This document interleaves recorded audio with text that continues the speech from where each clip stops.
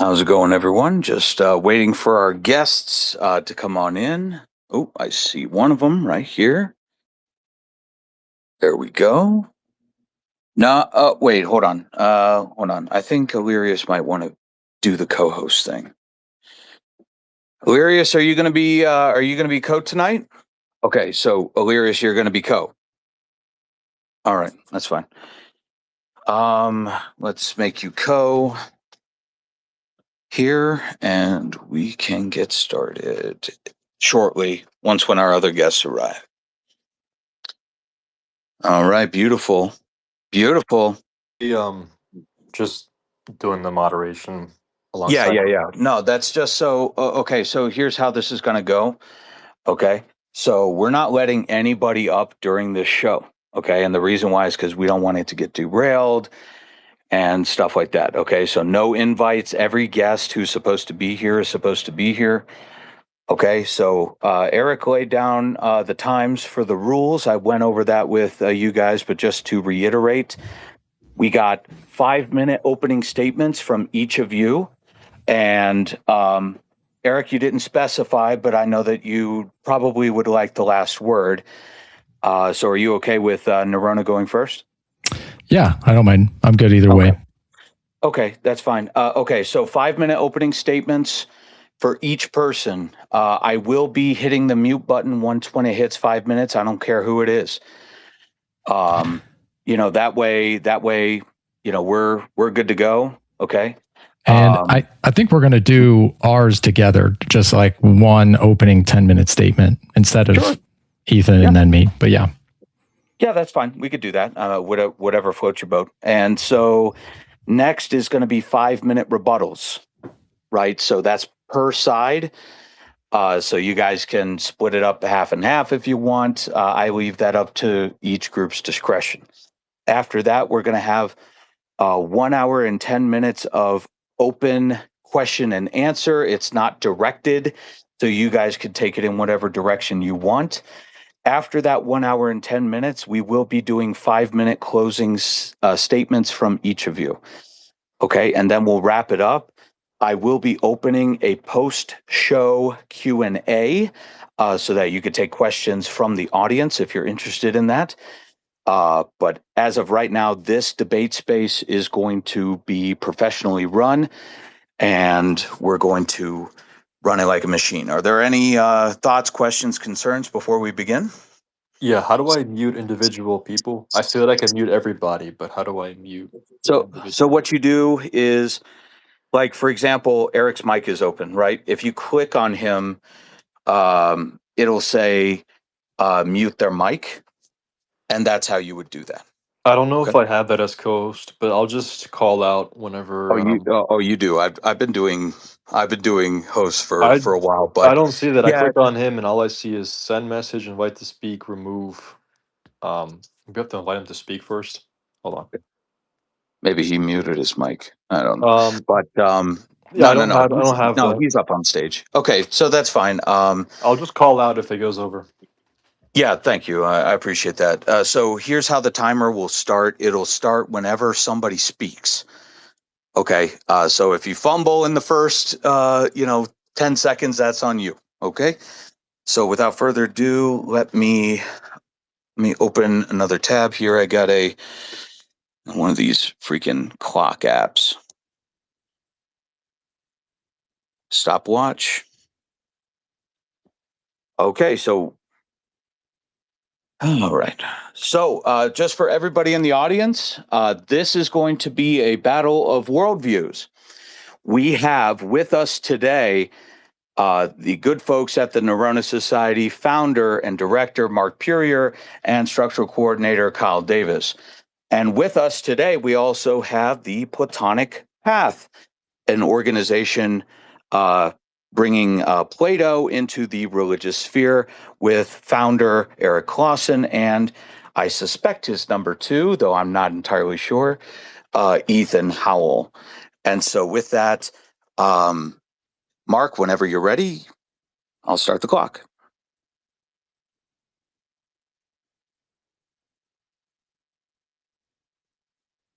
Oh, you will You will have to unmute yourself. So if you just click the microphone button. Can you hear me?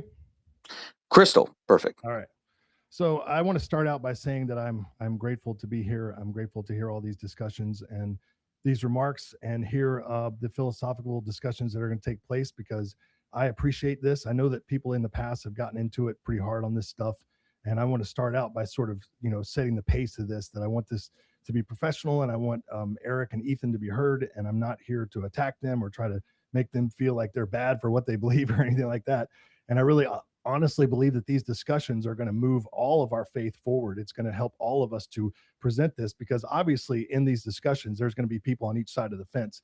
There's going to be people that are going to be following more the Platonic viewpoint. There's going to be people who are going to be following the more hard polytheistic viewpoint. But I think that if we're presenting ourselves professionally and presenting ourselves well, and allowing intellectual debate and discussion to take the forefront here, then people who are not on these sides of the fences are going to hear that, and they're just going to appreciate it altogether. So I just wanted to say that starting out.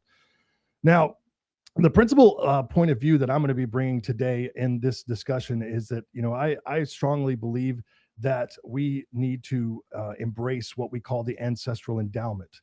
And the ancestral endowment is something that we find throughout European diaspora. We find it through every single culture. In the Greeks, they call it katata patria. The Romans call it mos meorum. The Slavs call it postarine. We call it ad fornum ceder. The Celts called it Shanshal Mar, right? And all of these mean the same thing, the ways of the ancestors, the ways of our forefathers, right? And I believe that there's something to be said about this in the context that what we're looking at is what we would call affinity religion, religion of the family, religion of the folk, religion of who we are, right? And it speaks to us through our very DNA, our blood, our ancestry. And so every other belief system that's not an affinity religion, something that's based on heritage and ancestry, is a convinced belief system. It's something that you have to convince people of. You have to create and craft arguments. You have to develop philosophies. You have to show people and become influential, which can be a good thing. I'm not saying that that's necessarily bad, but what I'm saying is that also takes a dark phase when you start looking at the conquer and convert religion concept, where it's not about how good the idea is, it's how influential can I be? How charismatic am I? And we've seen all kinds of horrible ideas come out of that, Maoism and Stalinism and, Heaven's Gate and all of these different things that can develop based on the idea that you have to convince people of something. And so what we talk about in this is, that while Plato and a lot of the philosophers we appreciate and value and all that stuff, the idea of accepting this is, because it's popular and all that stuff, is the idea that, this comes from our origins. It literally comes from who we are as a people. And our ancestral endowment comes from the gods themselves. This is told to us in our stories. This is passed down to us. This is Heimdall coming to Earth. He's like the Germanic Prometheus. He brings culture. He brings the faith. He brings what's called the Avenruner and Alderuner, right? And this becomes the religion itself. It's given to the royal families. It's passed on through that. And it is the unique expression of religion that's connected to our people and to our folk. And so it's passed along through generation after generation after generation. And yes, it was broken by the conversions, but we do believe very strongly that we have built a very strong method by which we can reconstruct that faith, and we can develop it, understand it philosophically as well as theologically, and then express that in the world today. So it becomes very much a part of who we are. And the fact is that we see this expressed after so many years of persecution, after all of these different things. You have all of these institutions that have developed over centuries that have just grown and grown and have so much money and wealth, and they've conquered all these people and done all these things. And it's easy for them because, you see a church, you see all these different institutions on every street corner. It's like convenient religion. It's right there. But here it is. We have the opposite, the exact opposite of this, because this is humankind's default programming. Right? If you take away all of the propaganda, you take away all of the institutions, all the wealth, all the money, and all this stuff, then polytheism is who we are as a species, because it just connects to it. It resolves through us. So it is who we are. And so that's really where I'm going to come from at this, and then also speak on, the philosophical connotations of hard polytheism. And with that, I'll hand it over to Kyle. Thank you, Mark. Appreciate you. And let me reset the clock here. Kyle, whenever you start speaking, we'll start the clock.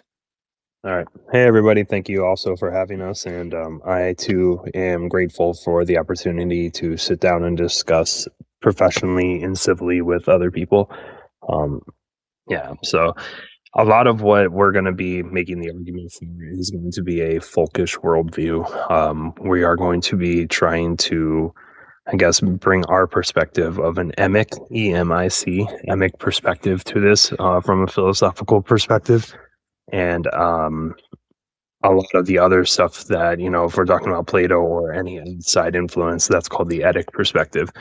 So for us, what we are going to be doing is Mark already kind of talked about our ancestral endowment, but Sedianism holds that any traditional religion should be understood on its own terms through the worldview of the people who practice it.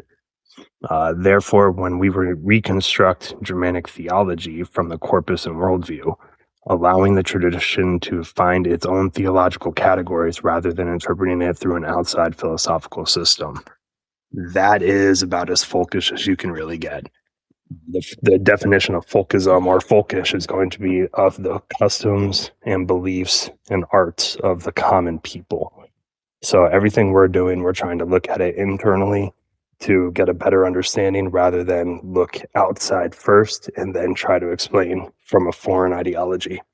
That actually leads right into particularism, which traditional religions develop within particular peoples. So you have your gods, your ancestors, your language, your laws, your rituals, sacred customs. They all develop together as part of an inherited tradition. So it's not that we argue that like any kind of truth changes reality, but that or ethnicity, I should say. I'm sorry. It's not that we're arguing that truth or reality changes according to ethnicity. It's just that we reject the assumption that genuine differences between ancestral religions ultimately are because of different cultural expressions of the one universal theology. Going right back into why we believe that Germanic religions should be understood emically. And for me, I think that's where the epic method and the theological reconstruction provide the best understanding of what we can, I guess, what we can kind of pull together to help us navigate our way through all of the corpus and establish a stronger worldview. I think that's really all I have to say on that right now. Okay, so you have you're almost at 3 minutes, so I'll just tag 2 minutes onto your closing or 2 minutes onto the rebuttal. Okay, so without further ado, Eric, did you want? Why are you adding time? He took basically 2 minutes 47 seconds for his opening statement. Yeah, but that means like he just loses that time. He had the entire time if he needed it. Yeah, sure. Sure, we can do it that way. Okay, so Eric, did you want to just keep the clock running for 10 minutes? Yeah, that's fine. Okay. Okay, so whenever you start, you're good to go. Great. Well, I just want to say thanks for hosting the debate. I appreciate it. And I really want to echo what Mark said at the beginning and Kyle too, just keeping this civil. I don't look at this as an attack on Norse heathenry or on folkish pagans or anything like that. It's certainly not an attack on the Nerona Society or these two guys or anything like that. So, I really respect what they've done. I can see that they've set out to build this philosophical foundation for heathenry where there really wasn't one.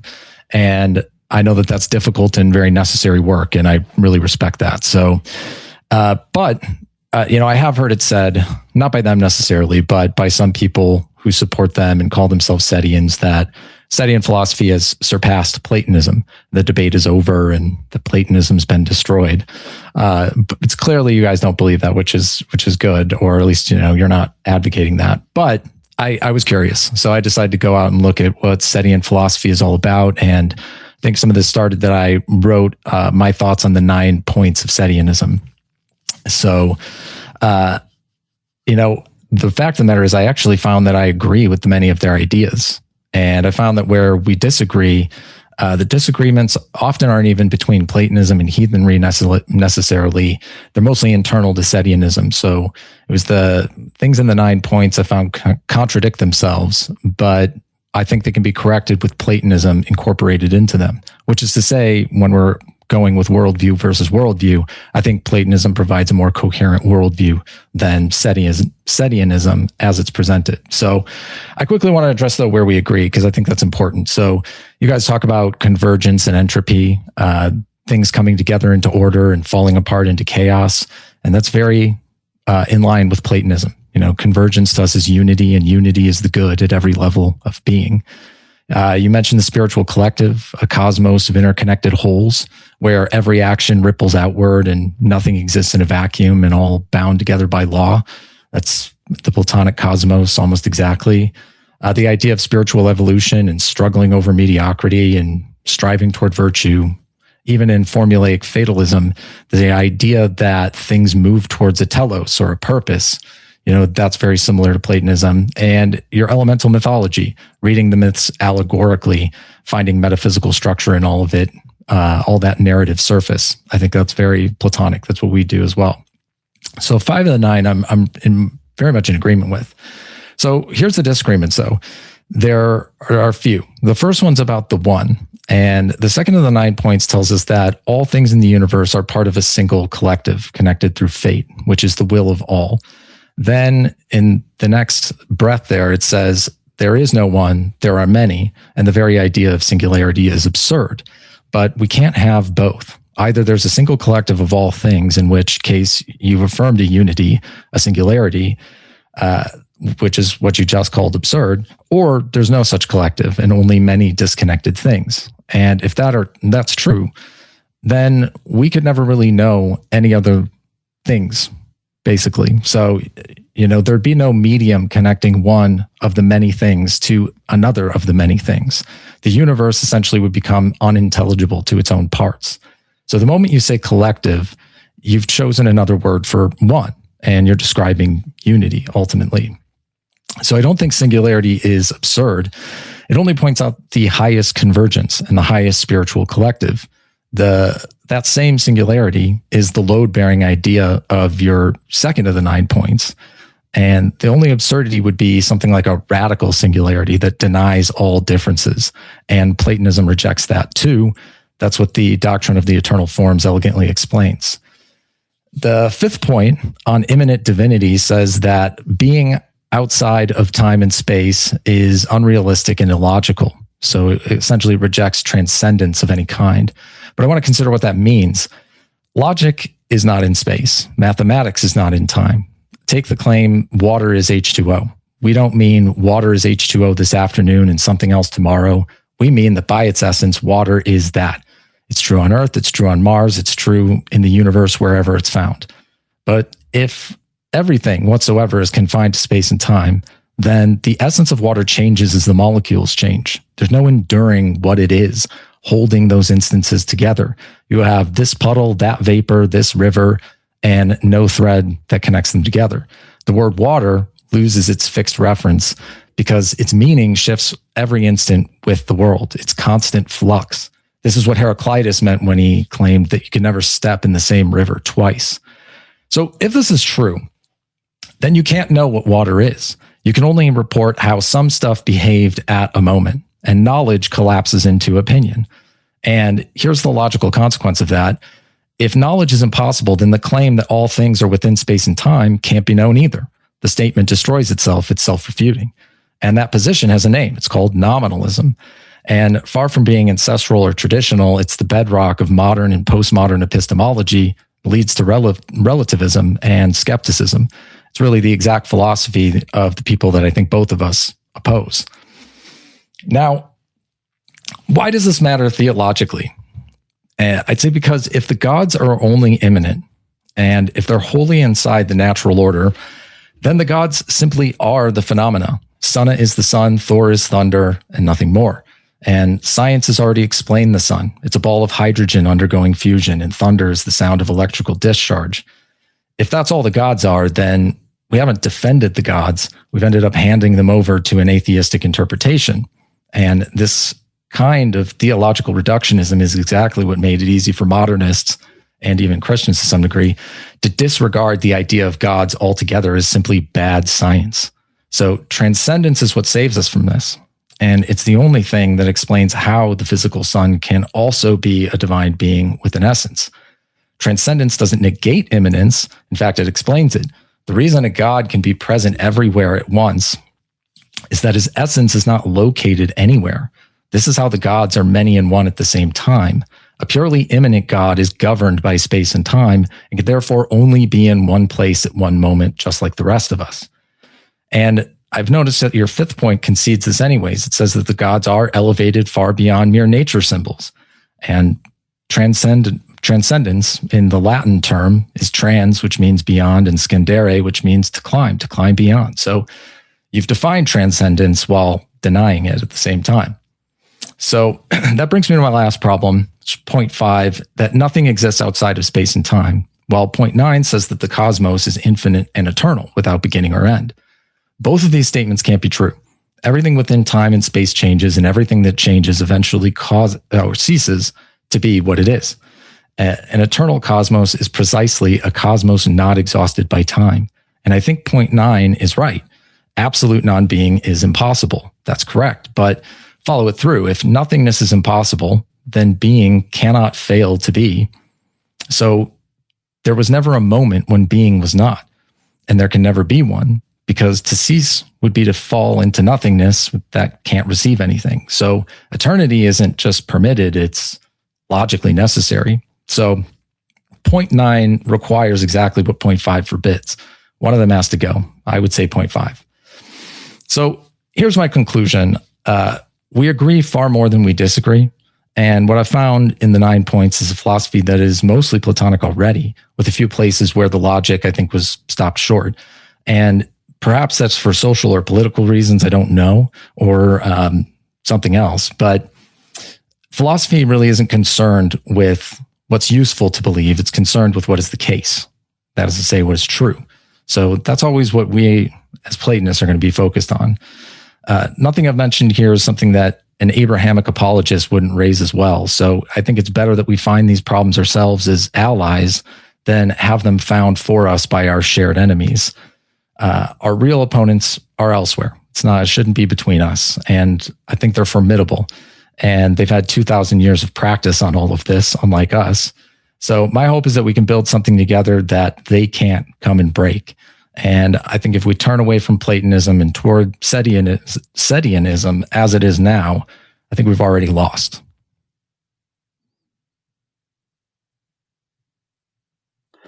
Ethan, did you want the last 45 seconds? Nope. I guess we'll concede the rest of the time. Okay, sounds good. So just a quick powwow. Mark, Kyle, did you want to combine the response times, or did you want to keep it separate to 2.5 minutes each? I'm good with doing our own separate rebuttals. Okay, sure. So whenever you're ready, Mark, 2.5 minutes. I'll let you know when it's 30 seconds. Okay. So first off, I want to thank Eric for his very eloquent description there, and I do agree that there are a lot of lines of connection there, that things that we're looking at philosophically that are we're going to overlap, and we definitely know that Plato was a pagan. A lot of it for us is a lot of the separations really start to take place when you get into Neoplatonism and all that, but that's a separate thing. So the one thing that I do want to break in, because a lot of the points that he's talking about are some of the things that we are looking at as far as, because he's asked me before, and people have asked me, like, why haven't we been debating? Why haven't we been going over all this? And it's because the thing is, for me as the director of the Norna Society, is I'm doing a lot of work. I'm rebuilding this entire culture. I'm, going meticulously over thousands and thousands of lines of material and all that stuff. And it was never meant to be rude or disrespectful to Eric or any of these guys. It's simply because I'm just trying to get this done one step at a time. And so a lot of the points and stuff like that, my thing is on this is that we're trying to reach consensus, so I put out this book because I thought that this was a great philosophy and it was a lot of stuff like that. But I do understand that things need to be perfected. They need to be made better. I'm always doing that. I've rewritten several books. I'm never against saying that I'm wrong or anything like that. I've never done that. I've come out openly and told people before that I've made mistakes in some of these things. And so, but the thing is I do want to rebut on some of the things that he was saying, right? because I believe that when we're looking at singularity, right, and we start to talk about singularity as something that also has components to it, something that has many different facets to it, then we're just, it seems to me that we're talking about semantics here. That if it is many, then it is multiplicity. It's like looking at a forest and saying there's no trees in it. You know, there obviously there are trees in it. Obviously, it is a multiple force. Obviously, there are many different things in there. And the fact is we do not see, like he was saying, we do not see perfect singularity in any form, in any way, in 30 nature at seconds. all. So that's really where the division is going to take place here, is the definition of singularity. How does singularity represent itself?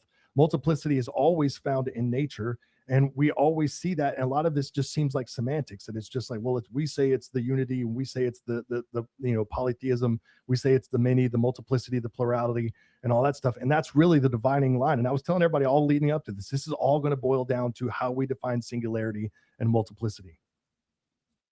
Right on time. Right on time. Perfect. Okay, so Kyle, 2.5 minutes whenever you're ready.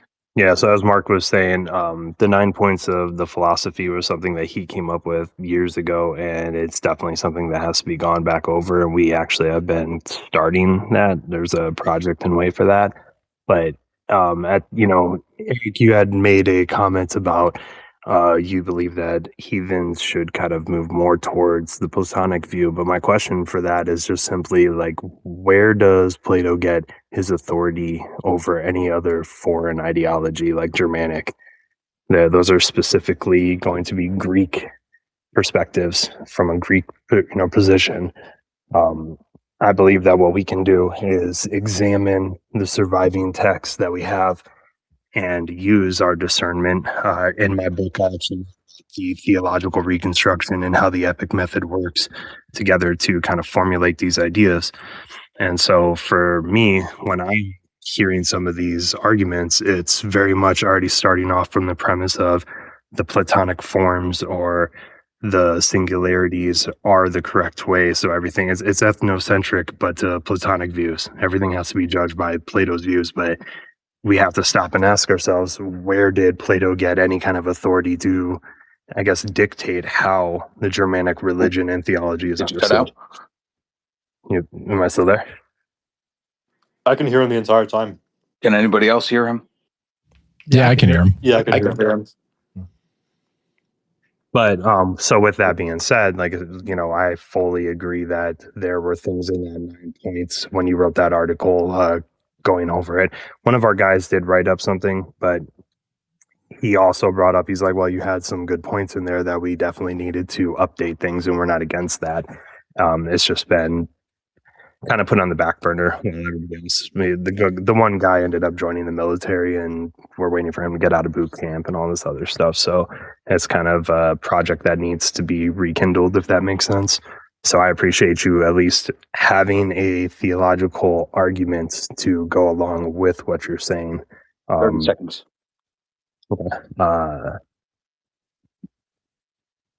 Yeah, I think I'm good. Yeah, go ahead. Okay, thank you very much. Right, so Eric or Ethan, whoever wants to go first, 2.5 minutes. Cool. So thanks, guys. I appreciate that, Mark. I appreciate you recognizing that Plato's a pagan. Sometimes people don't. So I appreciate that. I do think the semantics of singularity is a big part of this. And I actually cut out a part of my opening statement because it was getting too long, where I really addressed that I think a lot of these problems come from misunderstandings about what we mean by some kind of singularity or what we mean by the term the one.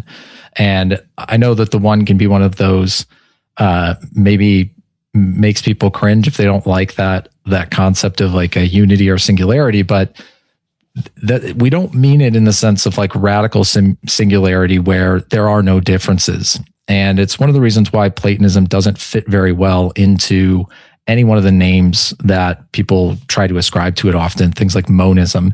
Yes, is it monistic? Yeah, but it's kind of an anachronism to call it monism. It's also dualistic in a lot of ways. It's a combination of both of those ideas, really. And what we're saying is that there is an ultimate source to all things that is a singular for theological reasons. that we can get into. But the multiplicity in the universe is also eternal and unchanging. And so the differences within the universe are not things that just collapse into the one, or that the ultimate goal is for all those distinctions to be dissolved. Far from it. Our being is tied to the forms. The forms are eternal, and that is what creates what some people have called differential ontology. It really is that idea that difference is at the core of the universe. But we realize that it has to be a little bit of both. And that kind of goes to the point you were saying about forests and trees. We're wrong if we look at a forest and say it's just a forest. There are no trees. It's just a forest. That would be really, really silly. But it would be equally silly if we just said it's all trees. There's no forest. Both of those are wrong ways to look at it, because forests are both one and many. It's a forest and it's also many trees at the same time. So it's the balance of those two things, the singularity and the multiplicity. That's one of the major concerns of Platonism. Ethan, do you want to jump in at all, or do you care if I do? No, you can keep going. Go ahead. Okay, so cool. Right now your time is 2 minutes, 27 seconds. I'll just set it for 5, okay? Go ahead. Okay. So then we were talking about Kyle. Let's get into what you were talking about, Kyle. So you're talking about the Platonic view and asked, where does Plato get his authority? And, perhaps as I might be presuming a Platonic metaphysics in the way that I'm talking about things, I think you're kind of presuming a folkish metaphysics at the same time, where asking where authority comes from. Well, I don't necessarily think that Plato's necessarily an authority that, in a sense, that's given. What Plato is doing and what Socrates is doing is using reason and logic to try to figure things out and try to understand things. And I think if we're going to go with something that's purely the ancestral principle and say we're just going to focus on what our ancestors believed or thought, and whatever we can cobble together from different sources, whether that's archaeology or lore, legends, whatever, then ultimately we're saying logic and reason isn't really a part of that then. Because if something is in the lore, we're going to believe that first. And if it doesn't make any sense, that means like if it's not logical at all for us to believe that, then we're just going to believe it anyways. And I think that that's a maybe at the core of part of our disagreement. So the way that we go, like as Platonists, we're always looking at it from the standpoint that we should be as logical and reasonable as we can. To me, that's one of the big things that separates paganism in general from Christianity, is that I don't have to try to bend my brain into a pretzel to imagine that some first century carpenter is literally God. I don't have to do that just because the gospel said so, or some prophecy said so, or any of that. I can use my own logic and reason to see if that makes any sense, and then base my decisions off of that. So that's a huge benefit to me of being a pagan. And I think if we follow in the line of looking at lore as the ultimate authority of all things, then inevitably we're going to start holding illogical opinions that don't make any sense. And we're going to hold them for reasons of basically we just want to hold those beliefs for either social utility, or we want to be closer to our ancestors and we think that that's doing them justice. But I think we ultimately do ourselves a disjustice and do a disjustice to the gods by turning away from logic and reason. Right on time. Well done. Okay, so this next section is open. Please just keep it cordial. If somebody's speaking, try not to speak over them. But for the most part, the gloves are off. It's going to be 1 hour and 10 minutes. And so whenever you guys are ready, go for it. Well, Eric, I'd like to start out by responding to what you just said, right? Because I do get what you're saying, that we have to use logic and reason in order to, experience the divine, right? We don't want to just be superstitious morons that are just like, like it's a mystery. I hate that shit so much. I hate it so much, because it's like these Christians and a lot of these monotheists come to us and they're like, oh, we have the truth. And you're like, hey, what's the truth? Well, it's a mystery. It's like, that's like saying you solved a crime, but you don't know who did it, And it's like, so, but the thing is that, and people have accused us of this in the past, when we're talking about looking at the lore, right? And one thing I would say is that there were Greek philosophers who made the same exact arguments that we're making, like Cicero and Suetonius. They said that you cannot innovate the kata patria, right? The tradition of the fathers, right? And this was a big deal for them. And some people were like senates, like went to prison or got executed for it. Socrates got executed for impiety and all that stuff, right? And but the thing is that when we're looking at the stories themselves, what we're looking at is what we would call three realities here. Okay. You have three different realities. You have the ontological reality is the first one. The ontological reality is like what actually happens, right? And then you have the phenomenological reality. The phenomenological reality is the experience of the happening. What is taking place for the person? How are they experiencing it? And then you have the noetic, and I know that's a Platonic phrase, but the noetic reality, which is the expression of that experience. And that's typically through symbols and archetypes and all these different things that manifest and get turned in and become lore. Right. So there's something that's happening, something that's expressed. And anyone who's like saying that's, it must be a literal interpretation. What I do is I reject the whole idea of literalism and fictionalism, that the lore must be like ontological reality or it's fiction. No, we just throw that all because that's nihilism. That's like the whole materialist viewpoints of relativism and stuff like that, that it must be like actually what is occurring or it's fiction. And we say, no, that whole model is fake. It's false, right? Because you have these three realities. Like think about the sunrise. Okay. The sun comes up. All right. And in the ontological reality, the earth has made another revolution and it's, and you're starting to appear, the sun's starting to appear visual to you. Right. But we still see it as a sunrise and people see the sun coming over the horizon and they recognize it as a sunrise. That's their experience. It may not be the ontological actual thing that's happening, but that's their experience of that event. And then they'll connect it to symbolism, such as, like a new day, a fresh start, things like that. That's how that happens. And all of those are actual realities. And the thing is that science has actually recognized this as well. There was a scientist named Thomas Kuhn who recognized that these things took place in scientific experiments. And this actually really messed up the nihilists because they were just like, well, nothing's real. It's all fake. That's when they start coming up with like the whole like, what is it? The matrix kind of illusion theory. What does they call it? Yeah. Simulation theory. Yeah. Simulation theory, right? They're just like, nothing is real now. Right. Well, no, it is real. Your experiences and your expressions of those experiences are just as real as anything. It's just like saying love is real and art is real and music is real. These things are real. They actually happen. But if you're trying to break it down to this, then you'd have to like really look at the gods as like something that they're just stuck in like 10th century Viking aesthetics. Well, of course they're not. They're gods, And so when we're looking at these stories and these concepts and these ideas, what Kyle's talking about as far as authority is he's looking at, that we sincerely believe that these traditions came to us from the gods. And they were passed down to us through generation after generation. And that it's our duty as Sedians to pick up the pieces and reconstruct it the best that we possibly can. And we live our lives behind that because it's a difference between authority and logic, right? And so what he's saying is like Plato doesn't get to be our authority. And I've made the same arguments against Nietzsche, and I'm a huge fan of Nietzsche, right? But Nietzsche is not a prophet of our faith. It's great to reason it out. It's great to look over this stuff and examine it and look at it back and forth, but it's not the authority. The authority is the religion itself. It's the word of the gods, the inspiration of the gods. And that's what I'm saying. I don't want to take the whole floor. Well, something I'd like to add to that too is that just real quick before Eric, I'm sure you have, things you want to Yeah, but when we're talking about lore, we should kind of clarify what exactly that is. And Mark just touched upon it pretty well, but it is the history of our people, right? So like it's the interactions of the gods, the stories, and how people perceive them, and then passed on the knowledge. So I back where it talked about what was myth, was it literal or is there allegory in it? And it actually talked about how it's both. Sorry, my cat is being annoying.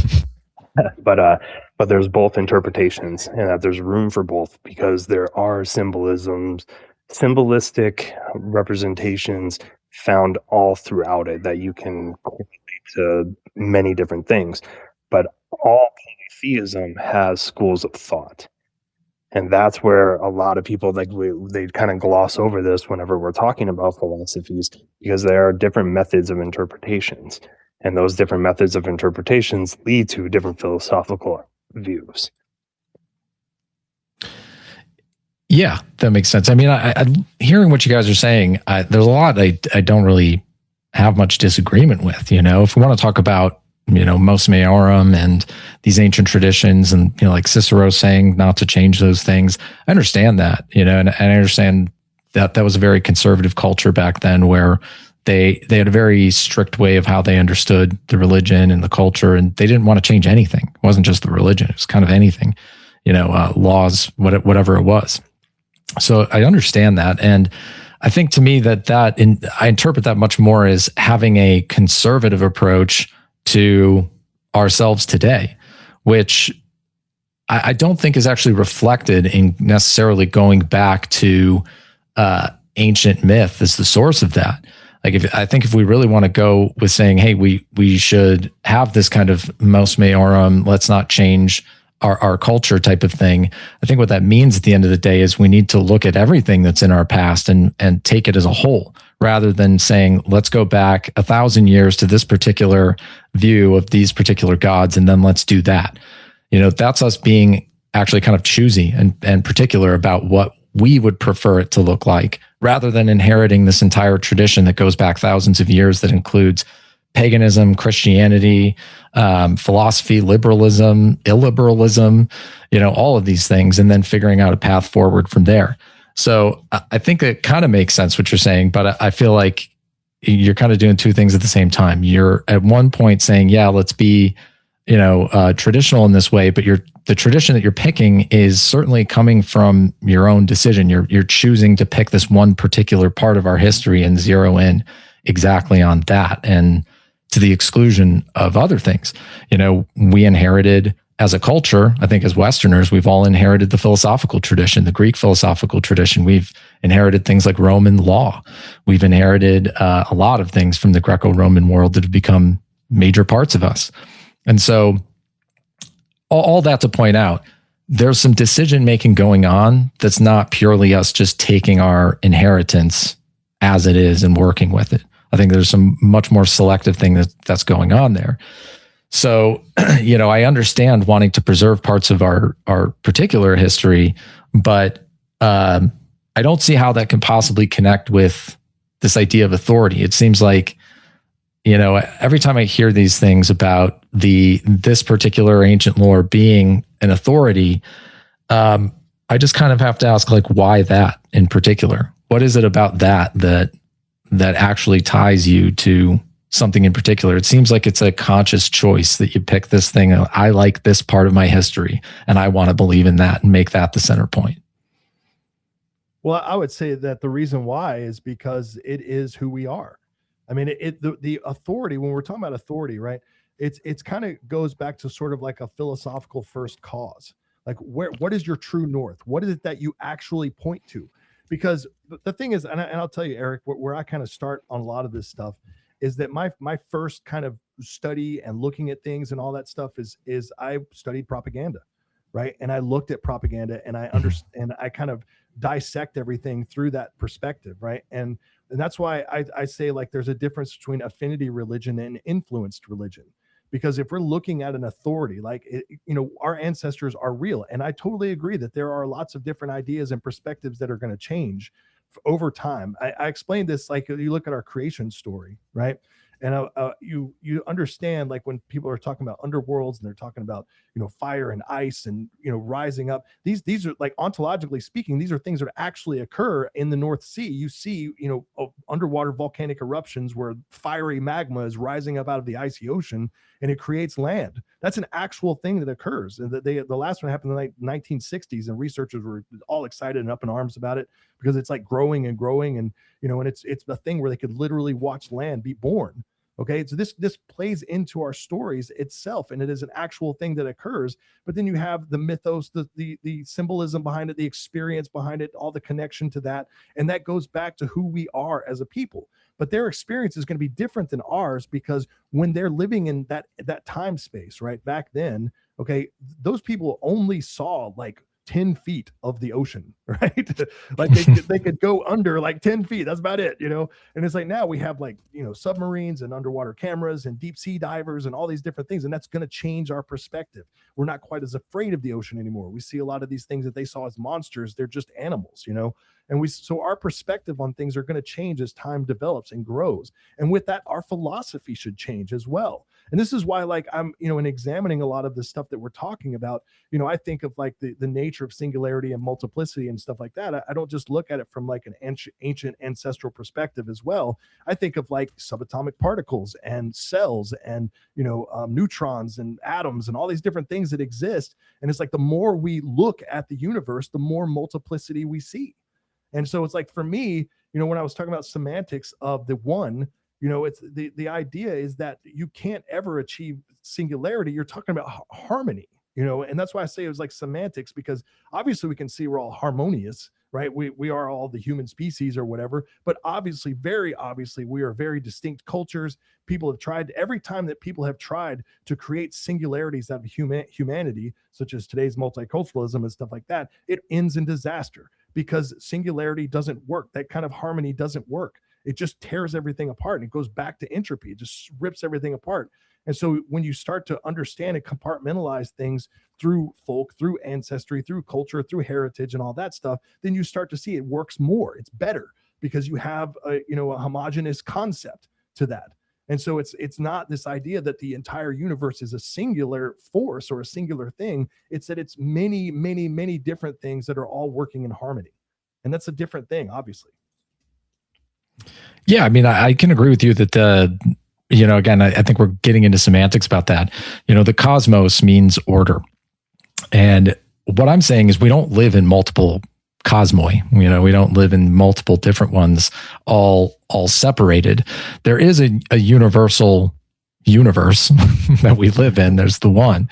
And so I think that that's kind of unavoidable. And I agree with you guys on the understanding of myth. You know, I take a very symbolic approach to myth, and I think that that's the needle between it literally happened or it's all just made up. Is it's symbolic, and symbols mean something. They actually have a relationship to something that is divine. Like, you could even just say the number 2 is a symbol, but it's a symbol of something real, right? It's not a made up symbol. It actually has deep meaning to it and is true. So I agree with you on that, for as far as the symbolic understanding of myth.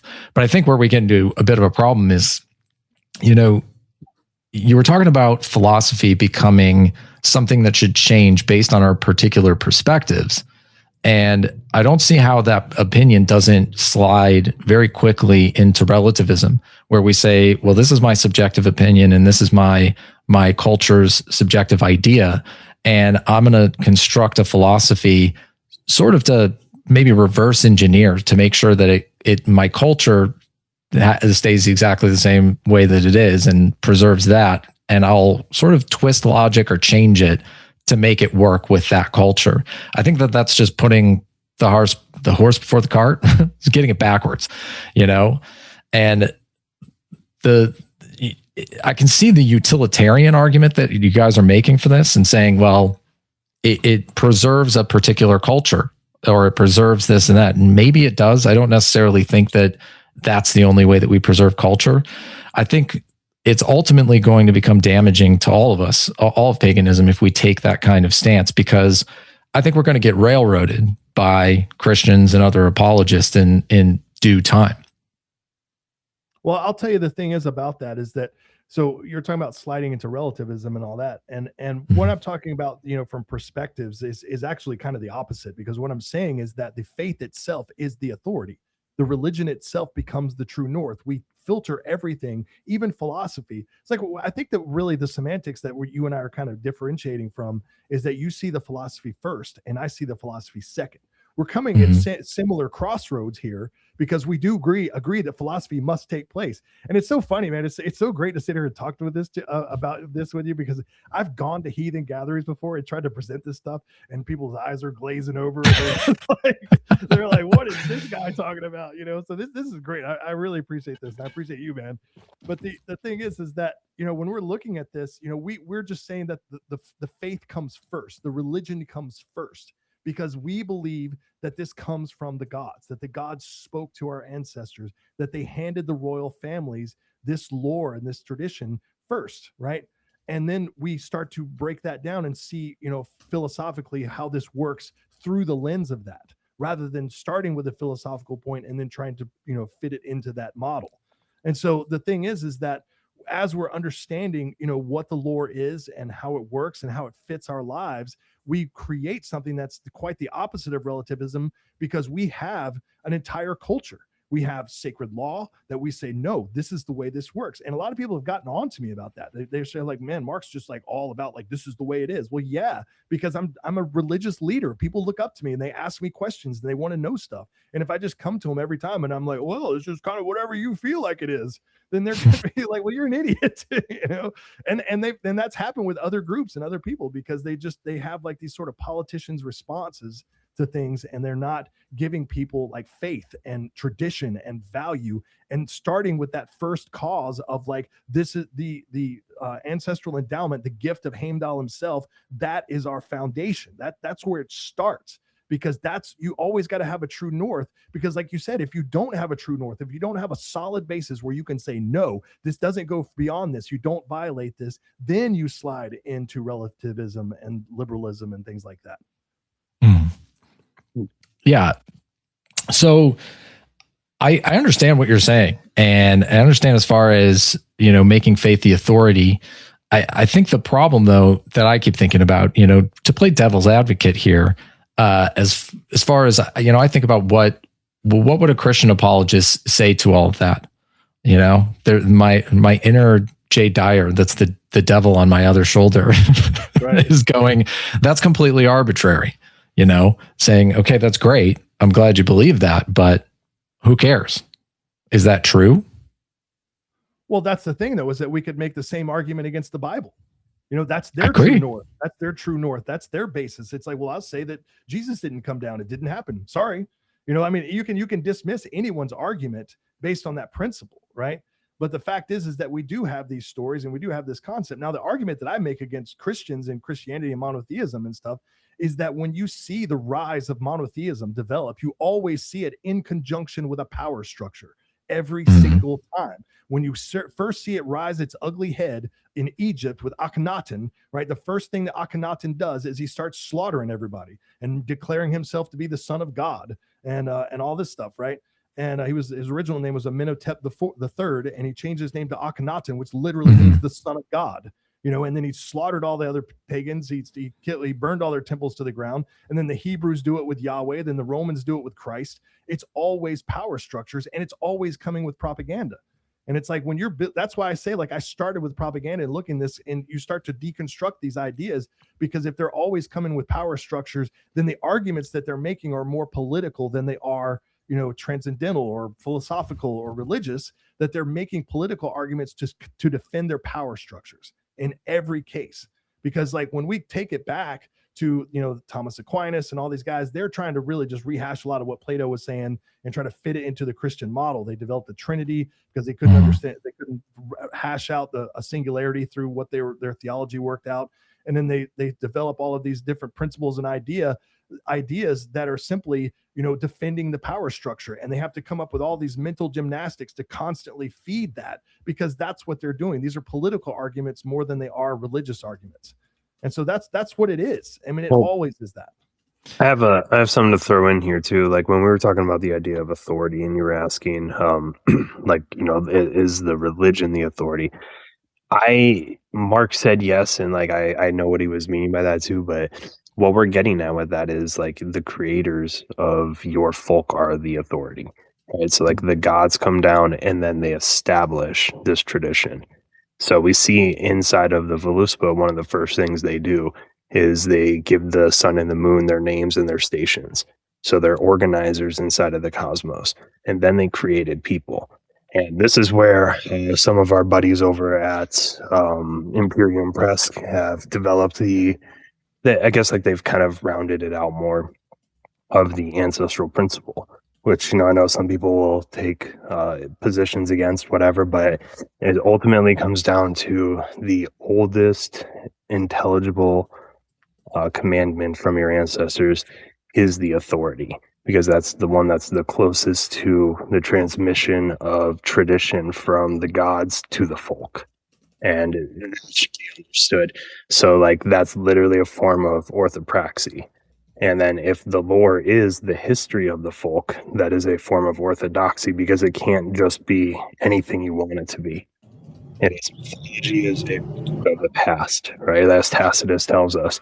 And what we have is preserved inside of our sources is they're not in the original like composition, and they're fragmented, but we still have the fragment and bits and pieces of the oral history of the Germanic people pulled from Germanic perspectives.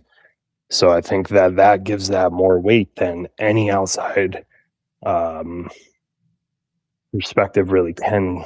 I guess it can't really contradict it, if that makes sense. But you can always use cross-cultural comparisons to kind of gain some influence from. Mark, have you read John Osman? I have not. You might like it. He wrote this book, Moses the Egyptian, and the concept that you have of like affinity religion, influence religion, he kind of develops that idea, talks about Akhenaten and all of that. The way he defines it is by primary religions and counter religions. And so the counter religions are the ones that look at an ancient faith like the Egyptian religion or Roman paganism. In the case of Christianity, that's the primary religion, and the counter religion is basically defining itself in opposition to that and destroying it. So I think you're in good pedigree for that idea. You know, it's a good idea.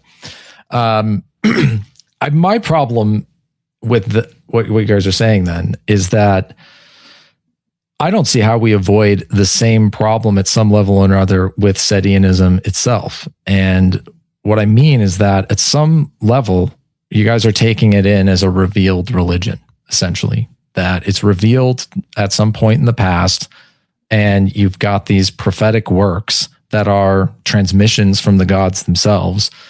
And from that point on, I mean, it takes a similar pathway to something like Christianity, or it's going to fall off, I think, into incoherence. Because I think the thing you have to ask yourself is, okay, the gods revealed this to us in particular, are they revealing to us a universal truth, or were they just revealing particular myths that are useful for this particular people? You know, how are we actually going to interpret that? Because something that's given directly from the gods is essentially a prophecy and becomes unfalsifiable. And while you guys are nice guys, and I don't think you would necessarily go create some, you know, wild revealed religion that tries to dominate the others, it often starts in the same way. You know, it often starts with us saying, we've got this one particular mythology. It was given to us by the gods. It cannot be contradicted or turned against in any way, shape, or form. And in fact, logic itself is going to bend around the prophecy and always preserve the prophecy first. You know, to me, as a pagan, that's the big reason why I turned away from Christianity. I mean, I never really was much of a Christian, but I never found that interesting in their religion because it isn't questionable. It's one of those things where you do come in and it's like, hey, that's what the Bible says. You just got to go along with what the Bible says, even when it doesn't make sense. And if we're talking about comparing worldviews here, I think if you're taking kind of this revealed religion path where it's essentially unfalsifiable, it's really a matter of time before that either becomes sort of problematic in its own right by some people taking it too far, or people are just going to disregard it because it's very easy to look at this and say, well, that's great. I'm glad you believe that, but who cares? Why? I don't have to believe any of that. Doesn't matter at all. You know, you're not even really necessarily making a truth claim about anything. So it's kind of hard to say anything like, okay, good. Go and believe that. I would disagree with Imperium Press's ancestral principle entirely. I think focusing on something that's the oldest intelligible command, I'm glad you gave a reason why, that it's the closest transmission to the lore, which you believe to be the gods, but that's just kind of kicking the can one bit down, where it's like, well, are we sure that is actually that? Are we going to treat this as revealed prophecy that can't be disregarded or can't be questioned, essentially? And if that's the case, well, then sure, you can follow the ancestral principle from that point, but you have to basically throw out logic and reason first and say, I don't care, I'm just going to believe this anyways. Well, the thing I would say about that is that, you're talking about revealed religion, and it's not really like that. I understand that it does seem to go down that path, but we see this does exist with the Greeks as well. They had Prometheus who brought this down as well. And it is a cultural religion. That's what it is. So the idea is that this isn't something where they brought like 10 commandments, and stood on a mountain and were like, this is what you got to do, right? It was that the gods themselves came down and gave mankind culture. And that's what they are, the culture bringers. That's what they're considered to be. And so it's not, the thing is about it is that there's no separation between religion and culture.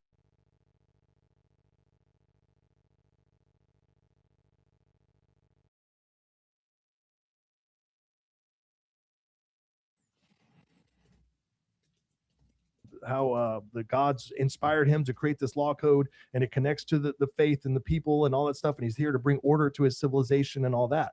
So we don't see this as a thing where it's like we're trying to lord over people and say, the religion must, command every aspect of your life, because we don't even have that. There's no like commandments or anything. There's no weird rules or laws or anything like that. We have Havamal and stuff, and our law structures that exist are the very foundation of law in the world. Like when America was being founded, they had a lot of Puritans were stepping up and saying, we should build this on Mosaic law. And everybody was like, hell no, we're not doing that. That's crazy. We're going to build this on Germanic law. Well, they said old or English common law, which is Anglo-Saxon law, which is Germanic law, because Germanic law is the best law. We built the whole concept of, trial by jury, of what's called the Manhelga, which is like the idea that you are a person who is your being is holy, that it can't be violated, and things like that. That becomes the central foundation of human rights and stuff like that. And all of that is a foundational principle of Germanic culture and Germanic people. And so it's not this idea that we're trying to create some theocratic system where we're going to, start being tyrants and have all that. Even when we talk to people about like monarchs and kings and things and government structures in that perspective, we're talking about old tribal monarchs. We're not talking about feudalism. Because feudalism is a horrible idea. Like that's like one of the worst government systems ever created, and it's like, when you look at the old kings and stuff like that, there was not feudalism, and there actually was a rebellion against that by the Anglo-Saxons called the Stalinga Rebellion. And the things that they were trying to get rid of was the Christianity and the whole idea of feudalism, because they wanted the old monarchs back. They wanted the old traditions back. And so like we're not in any way espousing some sort of tyrannical system. What we're saying is that you have to have like a basis. You have to have a true north, right? And that true north can lead you to philosophy. It can lead you to the gods in both a spiritual, a mental, an emotional, a philosophical idea and stuff, where it's going to lead you towards a path of, of self-realization of good things in your life, And there's never a concept, like I said, in there where we're seeing all these weird like taboos and rules and stuff. The laws are very simple things, like don't rape people, don't kill people, don't steal from people, don't do, things like that. It's simple, logical things. And we would say that those things are ingrained within us as human beings, that we know what right and wrong is. We know what it is because that is culturally ingrained to us, because it came to us from the gods. It's something like we can sit there and rebel against it and say we've logicked our way out of it and all that stuff. But it's like the more you see like what's happening in the world today, you see that a lot of this is, so much of it is hubris from human beings who think that they can rise above nature, or they can rise above the divine order, and they can just create their own thing. And every time they do it, it just totally erupts and everything falls apart. And so it's like there is a divine line between this. There is a connection to the ancient gods. There is a connection to our people. And the more we rebel against that, the more we're going to just keep seeing these cycles of rising and falling, rising and falling, rising and falling. When we see the old structures lasted for thousands of years and never had any problems like that. I mean, obviously they have wars and conflicts and stuff like that, but I'm saying, these just complete, utter collapses. That's just not going to take place. And so that's what I'm pointing to, is just when I'm saying authority, I'm saying that this becomes our basis for what we say is right and wrong. And then from that, we start to look at philosophy and theology and things like that.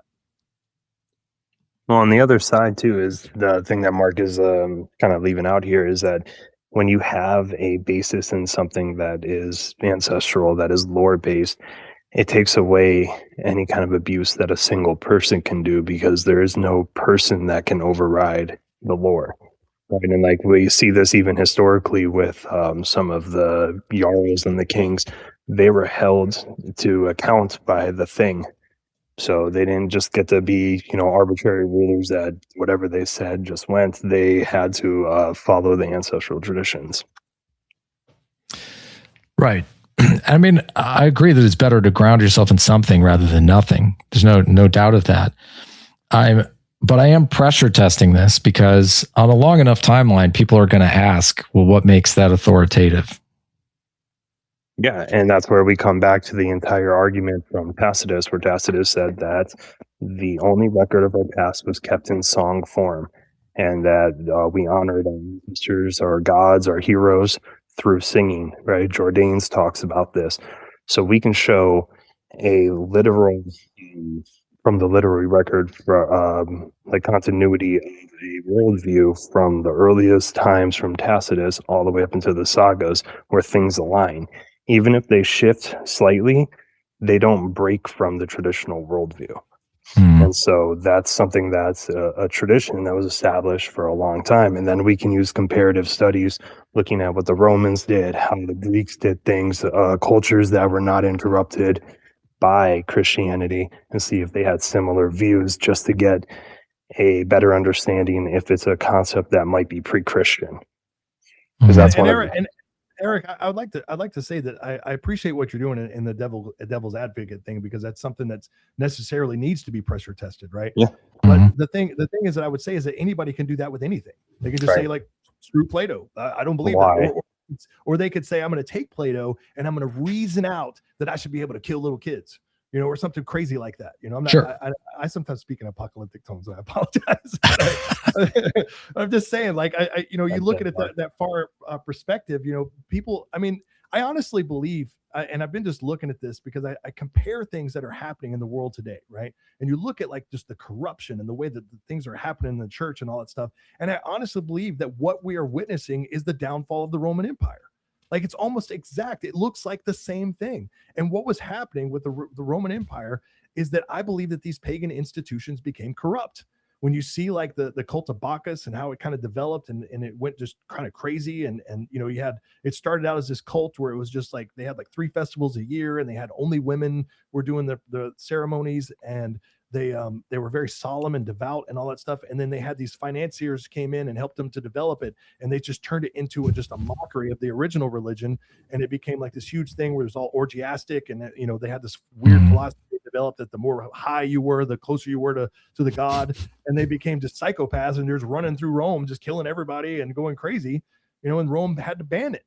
And the thing is that you see that corruption taking place because people are always going to lend themselves toward that. And I think that Christianity stepped in and said, we're not going to become corrupt. We're uncorruptible, which was obviously not true, and that's starting to meet itself out. Right.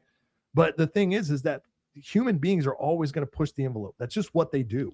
And so you have to have a point where you just say no, and that's where leadership comes in. That's where spiritual and religious leaders come in. And this is the thing for me, why I've been so frustrated with a lot of what we see in the heathen movement, because there has been this sort of change or difference in leadership roles and like how people look at leadership, because a lot of these guys have been coming out of like the counterculture movement in the 60s and all that stuff. And it's all just based on like catering to people. I'm here to cater you like I'm a customer service agent, and they're always just like, and they bring in some of the worst elements. They bring people in who are all New Agers, or they're casting Wicca pentagram circles, or, listening to the Golden Dawn, worshiping Aleister Crowley, on this nonsense, right? And all that stuff is taken seriously. And then we come in and it's like, no, man, like you as well. Me, Kyle, all of us are sitting here with philosophy and theology and cosmology. And they're like, oh, those guys are idiots. They're retards. We don't listen to them.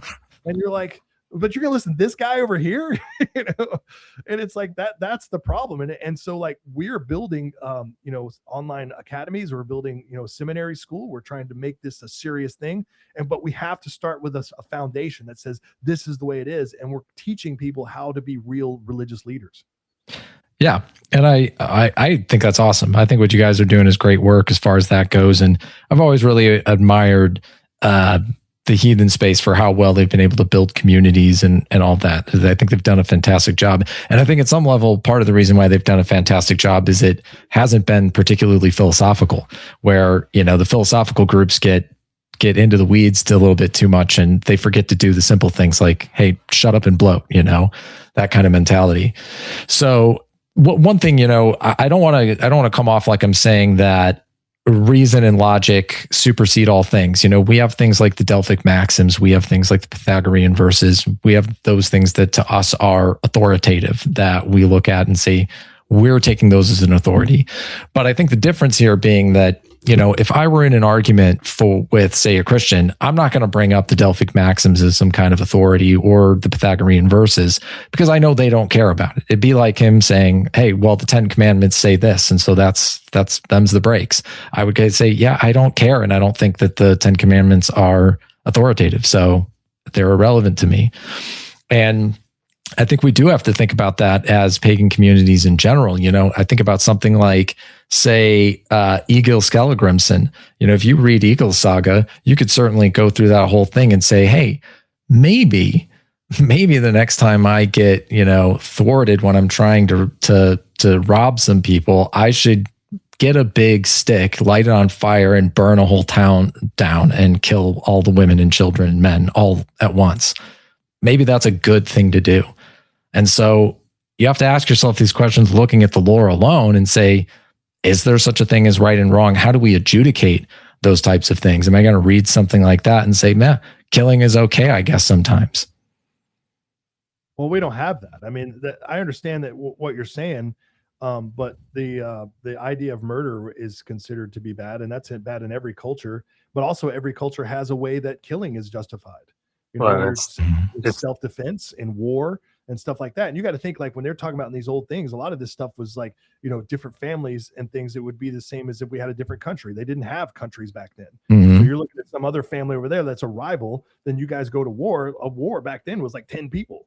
It's like, yeah, we're declaring war on you. Okay, we all go on a battlefield. There's like 20 of us out there, and that was the thing. And it's like, and you know, so the death toll obviously wasn't going to be as high, but it was considered honorable. You know, it's like, we're fighting, we're going to do this and all that. And a lot of those things we see, you know, arson actually gets banished and things like that. And you know, so there are things now. What we're looking at though is that we're not taking like every historic instance that's found in the sagas and saying this is holy writ. Right. What we look for are things that like comes from the gods, the things that we see have eschatological reasoning behind them, connections to the divine, to the hell thing, to the punishments of the dead and things like that. And so like a lot of the stuff that people see, you know, when they're looking at, you know, Snorri and all these different sources and things, we look at the idea that the Poetic Edda is the sacred source of our faith, and it is the first source. And so a lot of our theories come off as different to people, because we use the epic method, and the epic method always places the Poetic Edda at the very top, because it is the premier, you know, like polytheist source from polytheistic people. And they've never been able to really kind of make an argument against that. There was a school that developed called the biblical school. And anybody wants to go on our YouTube channel, we have a whole series on that. But the biblical school was that there was a weird thing. And this is something that kind of goes into perennialism and a lot of this stuff, right? Where in the turn of the 20th century, there were a lot of these academic schools that were developing, and they were like, their whole thing, everything that they developed, everything they built up was built upon a logical fallacy. And that logical fallacy, I mean, it's literally considered to be, like in Latin, it's called cum hoc ergo propter hoc, which means basically with this, therefore, because of this. It's causation equals, or correlation equals causation.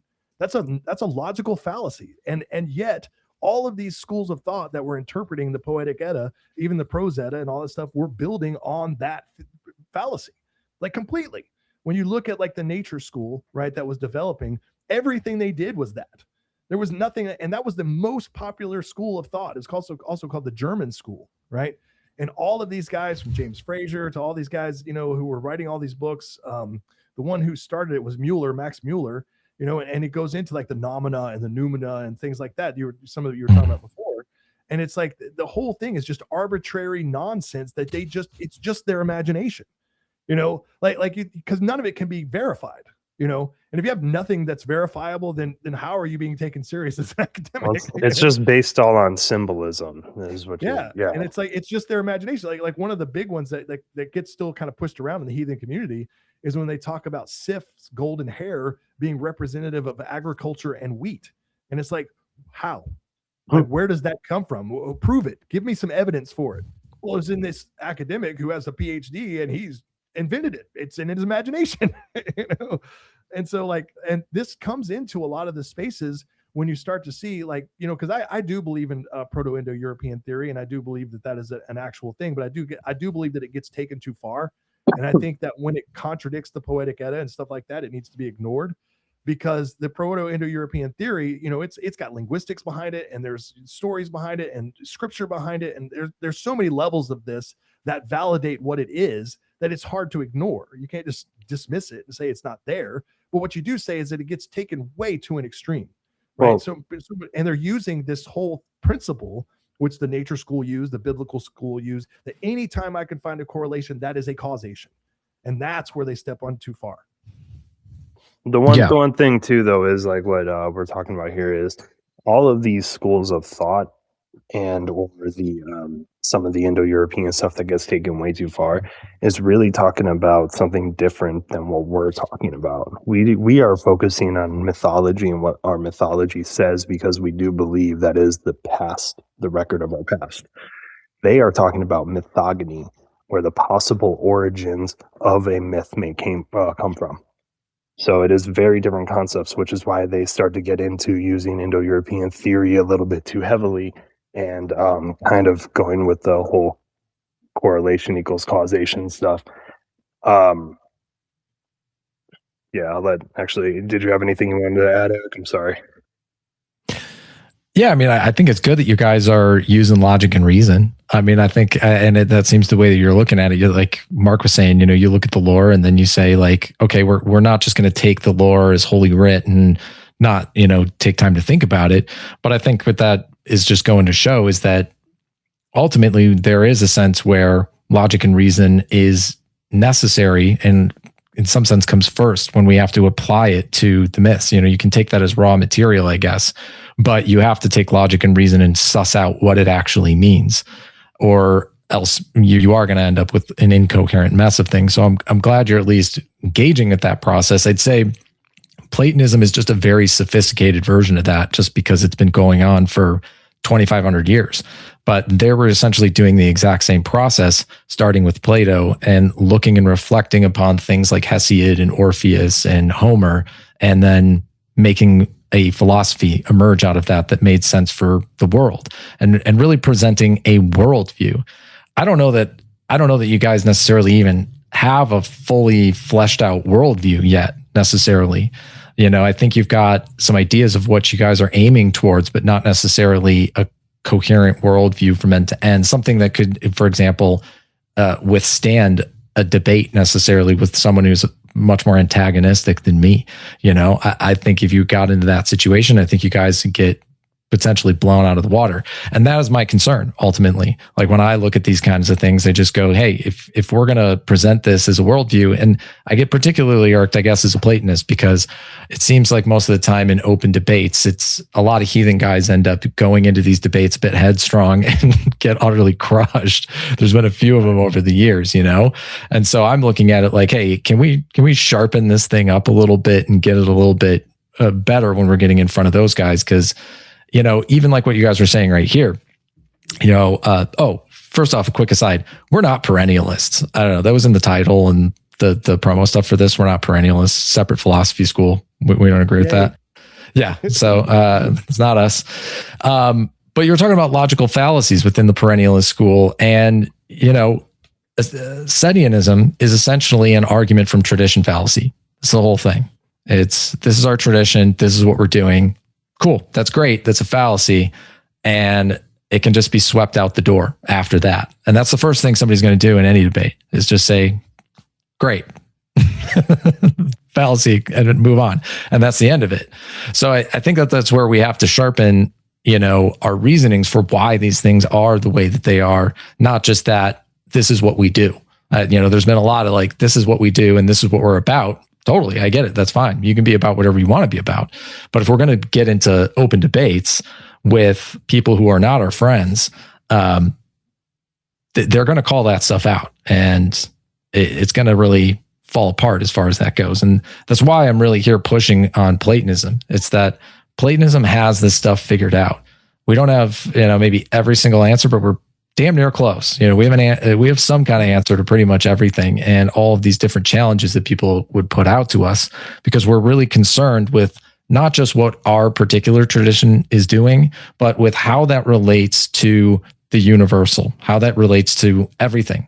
Where it doesn't matter if I'm outside of my tradition and I'm talking to somebody who is a Christian, a Hindu, a Buddhist, a heathen, a Sedian, doesn't matter.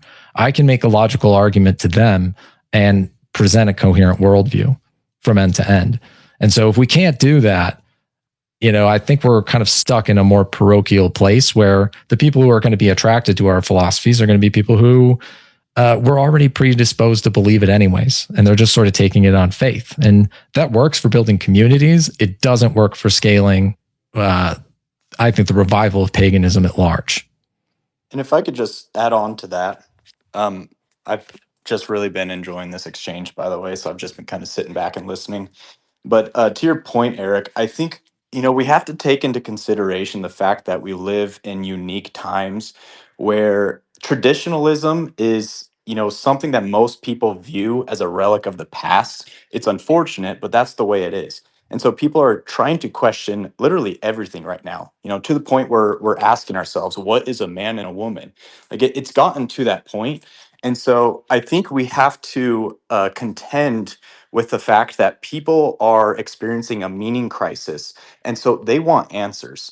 And in the past, you were born into your people, your tribe, and you inherited your culture. And so you didn't really have to ask those questions.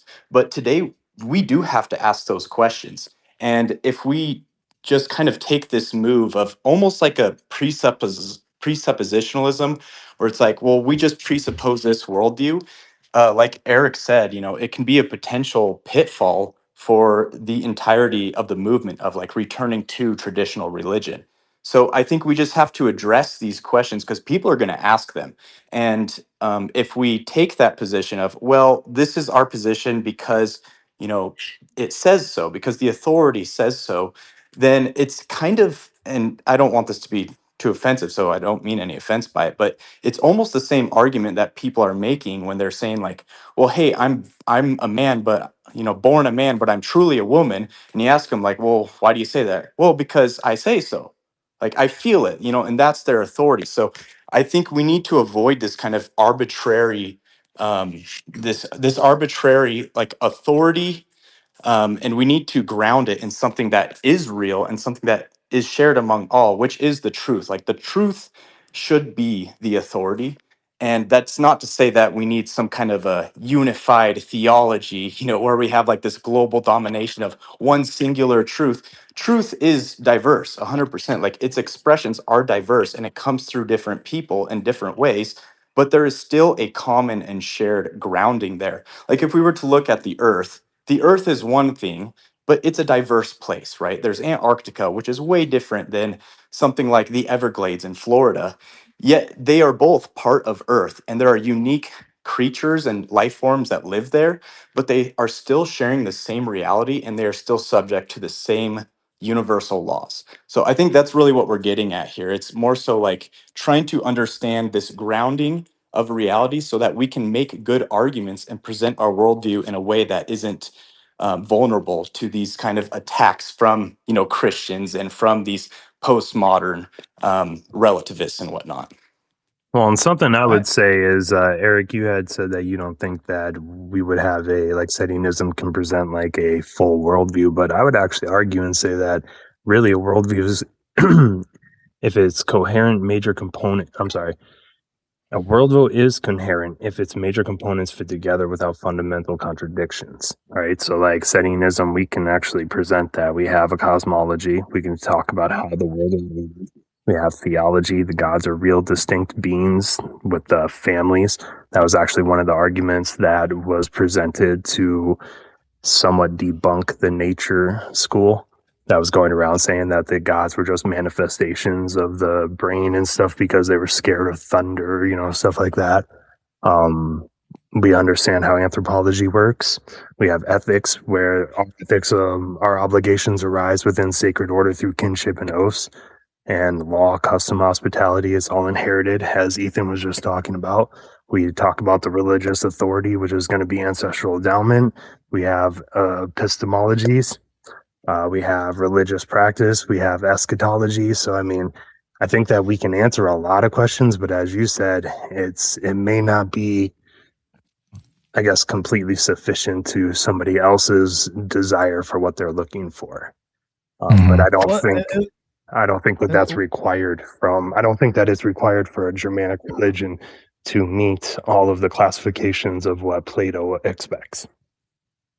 Well, I would also say, as far as what you were saying, Eric, is that I do appreciate that, and really you're answering the question is why it took so long for you and I to debate, because I do want to sharpen these arguments. I want the arguments for polytheism to be razor blades, and I told everybody that because people have been talking about us doing this for a long time, and I'm just like, dude, I'm working. I have so much to do. There's so many things. There's so many pieces to this. So many things that have to come together. And this is why, I've been doing this for 35 years and I've been writing these books and I've been putting this together and I've been researching and going over thousands and thousands and thousands of pages and materials and lines and translations and concepts. And it's like trying to find the best. And that's what I want. I want the same thing you guys want. I want the best arguments. I want the best philosophies. I want the best things. Right. But the one thing for me is like the one sort of crux, and this is what I said in the beginning of all of this, that I'm going to have is that I don't believe in singularity. I don't believe that singularity exists. I don't think that it can be, it doesn't manifest itself in nature. We don't ever see that. And I do believe that a lot of it's semantics based on perception. When I talk about perception, when we're looking at this, like, you look at how ancient peoples viewed things, and I do understand they had concepts of microcosm and macrocosm and things like that, but they also typically would look at a person and say, that's a person. They wouldn't see cells and subatomic particles and atoms and all these different things that make up everything, these smaller parts, these smaller components that are multiples. And so the idea is that once I understand the harmony is a thing, and that when we talk about collective, that's a thing, but collective is not singularity. So maybe I am playing semantics as well. Maybe that's what I'm doing. But the thing is that I come from the standpoint, the viewpoint of hard polytheism, that the gods are distinct, unique beings, and also from a cultural polytheism that the gods represent my people. Now, the thing is about that is that this leads us open to the idea of having, different schools of thought, which all polytheistic religions have. Shinto has like a whole, network of them. And they've had to bring in people that, they kind of didn't like at first. When the Buddhists first came in and they started to syncretize, the Shinto did not want that at all. But they finally accepted it and said, okay, you're a part of this and whatever. So these philosophical conversations, they absolutely have to be sharpened. I totally agree with you 100% on that. But I do believe that we can create a strong worldview. We have a strong worldview. And all of this stuff, when I'm talking about the authority of the faith, the coming of the culture bringer and all that stuff, what that does is that is the alleviation point from corruption and relativism. Because it's like when you're talking about the philosophers and you're talking about all those things, I can see it myself.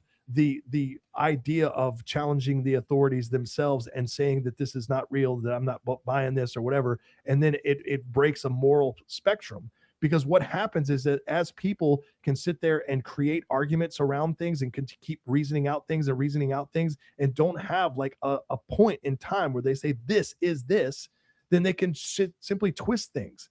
And that's what we see. And it's very difficult. I mean, we're all like facing an uphill battle, even Christians, even Muslims, even Jews, even Buddhists. Everybody's facing this constant battle of human corruption because people just like to make arguments. I see Christians, oh my God, the Protestants make the weirdest arguments about stuff just to deny that every time they don't like something, it's like, well, that's just a bad interpretation. And you're like, dude, at some point you have to follow the faith. Except at some point the faith has to mean something, or the philosophy has to mean something. And it's like that's the never-ending battle between people like us who are traditional, who want traditional faith, who want actual grounded reality based on a true north, and then people who are just going to constantly twist things and turn it and look for the hole in the armor so they can do whatever they want and just be a degenerate. Sure. I mean, I think the question that this all circles around is there such a thing as truth? I believe that. I do. I believe that there is truth, and I believe that truth, I think that for me, when I look at it, the nature of truth and the concept of truth, right? I think that you kind of just have to lend yourself towards something that is the least likely to be corrupted, right? Because the thing is that there's a lot of people out there who believe in what they call truth, and that truth is totally based on things that we can absolutely delineate are based on propaganda and lies. But they're demoralized people. They've believed this stuff forever and ever and ever. I mean, I can literally trace to you the names of the people who made up the propaganda, who built the Christian faith, right? But these people are like, no, this is truth. This is the truth.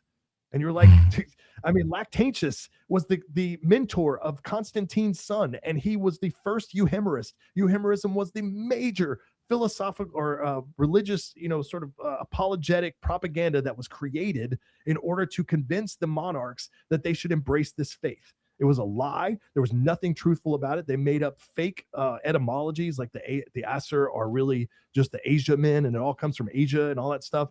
Every bit of it was lies. And they had the saint sagas. All of the saint sagas are just rehashing of the book of Exodus, where like the saints come in and they have these big miracles and they show off, and their magic beats the pagan magic and all that stuff. And every bit of it is not true. And I always tell them, I'm like, well, if these saint sagas are true and you had all these magic men, where are they now? Why can't any of these guys make these great miracles today? Oh, because there's cameras everywhere and we know you'd be lying. So it's like, and it's like, the thing is that when you see, that these so-called truths come with power structures, you always have to question it. But these religions right here that are indigenous religions, affinity religions, they come from our very spirit. And there was never any institutions that gained something from their existence ever. I mean, there were the monarchs, but the monarchs conveyed the tradition. And when you see like some of the accounts, like the saga of Haakon the Good and stuff like that, when he converted to Christianity, he was terrified of his people because he was afraid they were going to kill him for being a Christian. He wouldn't have been terrified from that like 100 years later when feudalism fully takes root into Europe, because he's a god. Then he could just execute them all. But you don't you see how easily you could manipulate all of this into being a destructive propaganda religion? Any religion can be that can happen with anything, because a religion is a system of beliefs and practices. I mean, and it can happen with philosophy too, man. I mean, that's the thing I'm saying, is that anything is subject to corruption. Of course, but anything's subject to corruption. So that's beyond a doubt. What I'm talking about though is, what are the corrective measures for us to prevent that? And the way that I look at it, if we're just taking it straight on lore, I mean, I think you can twist the lore to say just about whatever you want. Like, there's a lot more leeway there, where there's a lot less leeway if we're going to talk about philosophy and logical arguments, and also there's a self-corrective measure there. If there's something that becomes destructive within the lore for you guys, and yeah, we can't disagree with it. It's undoubtable that they had this particular belief in antiquity, so we just got to go with it. Well, you have no self-corrective measure whatsoever. You just have to go with it. You're talking about innovation, though, at that point, right? Like changing the religion to fit your needs rather than you changing yourself to fit the religion that you're claiming to be a part of. I'm saying if you find that there's something that say somebody finds something in the lore, and it turns out that it's an extremely destructive idea, but it's undoubtedly backed up by the lore, it's backed up by the archaeology, that there was this particular negative practice, and it actively damages the flourishing of your group. I mean, you can just ignore it, I guess, and say, we're just not going to do that part. But then again, you're just being arbitrary. Sure. And eventually people are going to call that out. And I get what you're saying. I need to interject on that. Okay. So first off, the one thing, and I tell people about this all the time, because I can actually give you an example of what you're talking about, is that the lore of our ancestors, and we have delineated this like extensively. Okay. Is that our faith is not represented in the form of parable. Okay. Nothing in our faith is meant to be an emulation. It is to be something that where you can be inspired by some of it, like the strength of Thor and fighting against, all odds and all that stuff. And you can tell some of the stories around that and all that stuff. But the things that are bad that are happening, right? The things like Odin rapes Rind. It happens. It's a thing. And people will say, well, it justifies rape. No, it does not. It is Why not, though? Well, it's actually one of the most moral stories in our faith, because Odin himself, the Allfather, gets thrown off of his throne. He gets dethroned from this. Okay. So what happens is Loki gets his son killed. His son is killed. And by law, he has to have blood revenge. Okay. He has to avenge his son's death, who is the most beloved of all gods. His other son, Holder, is the one being framed for this. Okay. Every one of the gods know that he is not guilty, but he's one who committed the act. So Odin has to do this, and he goes to, like, they literally have spoken to every single being, every single seer, every single Sirius. They know that this has to happen, that the only person that can physically take revenge is Vali, right? And so he has to have Vali. It has to happen. And so what happens is he goes to Rind, and then Rind is like being under the influence of black magic and all that stuff. And he has to have this child with her in order to fulfill this law. Okay, he does so. And even though every single being, all the gods, everyone knows that he does this because he has to, because it actually has to happen, he still gets dethroned. He still gets stripped of his divinity. And so that's a very moral story. That's like he has to like literally save the world to come back. Yeah, I mean, that's nice that it works out that way in that particular case. I'm talking about a case where it doesn't work out like that, and that's actually why I picked up Egil Skallagrimsson as an example, because he's considered probably the greatest Norse hero. And I mean, I agree, but he's a heroic character in the sagas. No, sagas are very late sources. And like, while they're very useful, they're histories, and they're very useful to see how the people of the day kind of thought. They're not the same thing as mythology. So like, there's a hierarchy to sources. I go over all of this in my book. Marcus talked about it. We have YouTube videos. We have all kinds of posts explaining about the hierarchy of sources. And those, it gets tricky with some of the sagas, because there's definitely like influence from outside perspectives that you can clearly see, where they talk about God and Jesus and stuff like that. Mm-hmm. Yeah. I mean, the thing also is about it is that we do see, that the gods bring changes in law later on based on circumstances. Like we see the evolution of blood revenge into weregild. That's a thing, and it gets spread into every single law code. Whereas before it was like, that was the law. Like you had to have blood revenge, and it just started these cycles of violence and death and all that. And they were like, okay, let's change this. It's going to be weregild, right? But the thing about it is that what we're talking about is, the concept of something that, like you said, we want to try to move away from corruption. Okay. So the number one thing that we know creates corruption, right, is the ability to develop cults of personality. It's something that we know occurs. If you have a living man sitting there arbitrarily just saying that he's the authority on a religion, then you are just setting yourself up. And I think we'd all agree on that, right? Like if it's just some guy, it's like, oh yeah, well, whatever I say goes.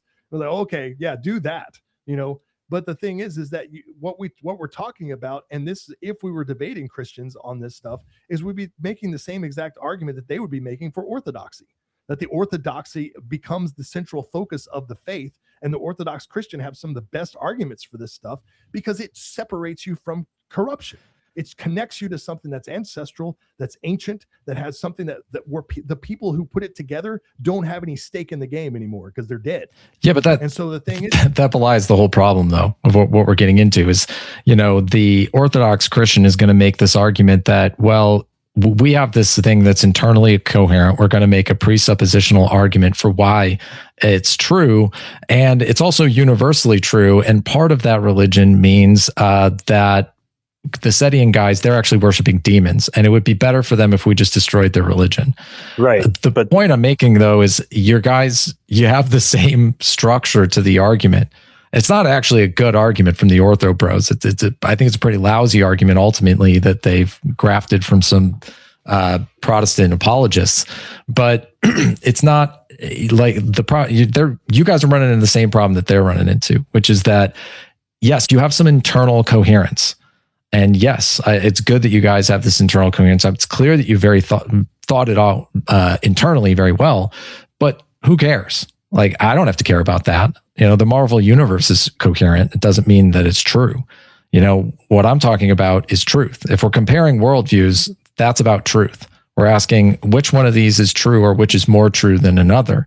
And, I think I'm hearing a lot of reasons for why you guys believe this, but I certainly don't hear any why I should accept it as true, authoritative, or valid in any way, shape, or form. We've got a fallacy about tradition that you guys accept this as infallible tradition, or at least, the source of what you're doing. Great. That's not an argument, though. I don't have to accept that. And so I guess what I'm saying is, like, I think you guys are in a position where you can gather up people who are already predisposed to believe what you're saying, but there's no argument there that would convince somebody who isn't. You couldn't convince somebody of this based on what I've heard so far, that they ought to do this unless they were already predisposed to believe it anyways. All right. Well, I'll throw something out here for you. Okay. So I did a podcast recently, right, where I was talking about this ancestral endowment, and I actually was able to present evidence based on 3 different spheres. Okay. We have mythological evidence, evidence from the lore itself. Then we have historic evidence from actual ancient histories. And then we have DNA evidence, all corresponding to the same exact thing. And this is our ethnogenesis.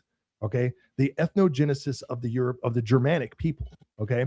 So in our stories, we have a basic, the story of Odin and his brothers come along, and they're walking along a beach. When they're walking along that beach, they find the 2 pieces of wood, right? And they actually create man from it, right? Now, not going into the weeds on that. I'm just saying what it says. Okay. And then we actually have histories from Jordanes and others, right, that talk about this area. Now, this area in the story is called Svitjod, which is Sweden, right? And there's this very specific area of Sweden that this is referring to called Skåne. In the old sources, it has a lot of different names. It's Skåne, Scania, Skanda, Skandia, all these different names. And it also lends itself to the name Scandinavia itself, right? And sometimes it's, it kind of flips back and forth. But the thing is that Skåne is the origin of our people. And it's actually called like the gentis vagina or something like that. Basically the womb of nations. Right, I know saying vagina. No, I got you. Hey, it's Latin. But that's what the word is. Yeah, it's Latin. It's what it is. Ever get your mind out of the gutter. But this is all great. And I don't want to interrupt you, but I mean, it's just not an argument. Like, you're telling me what you believe, and that's fine. But it's just like, I'm not seeing an argument there. Hold on a second. So then we go in, and they've actually said that DNA evidence traces our ethnogenesis back to this region. And so here you have an argument that actually comes from 3 different spheres, from DNA evidence, from actual historic references, and from mythology, all saying that we come from this region. And so we were looking at the actual place where this comes. There actually is an ancient Bronze Age burial out there called Opokra, and it's next to Lund. And we actually believe that this may have been the original area of these people. That is something that is valid on 3 different levels. You have an actual scientific level that connects to it, then a historic level, and then a mythological level, all corresponding to the same thing. Now here, and the argument that I would make here is that, like I was saying before, anybody who's going to try to poke holes in anything is going to just do it. Like you're saying, if they just say, I just refuse to accept this. Okay, well, they can also do that with your philosophy. It's called, and they could, but they'd be wrong. That's my point. It's called the appeal to the stone, right? Where like you can just sit there and just make anything unimportant. So no matter what, that's a fallacy. I think you guys are missing. The point. Like what I'm getting at. Hold on, Eric. Sure. Well, I just want to finish my point, and I'll give you the floor. Sure. So the thing is, I would say is that we can see that people took very, very seriously liberal philosophy from Thomas Paine, Thomas Carlyle, Thomas Jefferson, a lot of Thomases. But a lot of these guys, Montesquieu, all these guys who were developing liberal philosophy, it became like the cornerstone of Western civilization for a very long time. Mm-hmm. It was embraced by everyone. And now we are seeing that as a complete and absolute utter destruction. It is a complete failure. You can completely say, and you can use all the same arguments that you're making with this and just saying that it just don't work. Yeah. And you can actually create arguments against it because of that. And so like anything can have holes poked into it. If you would just you just reject the basic authority of it. And anybody can do that. And that's what people do. People are going to do that. They're always going to do it. Like I said, there are people who will reject the Bible who are diehard Christians because every time it doesn't agree with them, they'll just say, well, I just don't do it. I just don't agree with it. And that's what happens. That's the nature of human corruption and the nature of human hubris. The problem is they're wrong. Of course, that's what I say too. They're wrong. I know, but like I get like the story you were telling. Even it's like, okay, all you've really proven is that okay, this part of the world is the same source as some mythology and a group of people and all of that. Okay, great. So what? Like it's not. It doesn't prove anything unless you're going to say that there's something about being from this particular place and region that means that you need to follow that religion from this particular time or something like that. So it's not really like a philosophical conclusion. It might be meaningful if you already have that presumption that it matters, but I don't think you've proven why exactly it matters in the first place. But it extends out even to these different ideologies. It's like, is liberalism wrong, or is it just a different way of looking at the world? Just real quick, gentlemen, we are at the 1 hour, 10-minute mark. We can extend it for a little bit if you guys want, but I just wanted to let you guys know. All right, I'm good. I'm good to keep going for a little while. I gotta go here in a little bit, but I definitely am enjoying this. This is great. Sure. Did you want to move to closings, or we can extend the open for a little bit?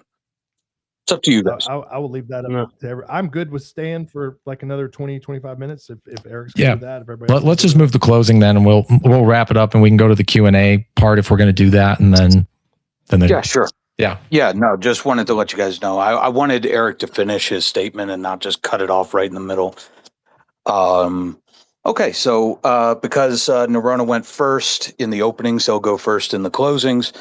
And so it's 5 minutes to each individual, or we could do 10 minutes, again, the same thing. That's up to you guys. So without further ado, Mark, if you want to do your closings, I'll start the clock when you start talking. All right. Well, I'm going to say in closing that, the Sedian faith is developing very rapidly. There's a lot of work for us to do, and there's just going to be a lot of things that are going to be sharpening these arguments and developing these arguments. We are always going to be hard polytheists. That's just where we stand. That's what we believe in. That's what we follow. And I do appreciate this discussion. This has been great. I'm like so excited to be doing this. You guys just don't know. I'm giddy like a schoolgirl. But the thing is that, we have this stance because, we connect to this, and we believe that this creates the unique proposition of who we are as a people. Once you start to look at the ancestral endowment and you really start to understand it, you have philosophical questions that you have. Why do we exist? And I'm not talking about human beings. I'm talking about like European people. Why do we exist? Why are we unique? Why do we have our own culture? Where does it come from? How does it develop? How are all of these features that we have, from our genetics to our mentalities to our ideas? And when we could juxtapose those to other cultures, we see how radically different it all is. Right. And you can make arguments for evolution or whatever, but we do believe that there is some sort of interruption that takes place in that process where it's like we start speaking, we start having language, we start having art, we start having culture, we start having all these things. And we believe that there is an intervention that took place in that process.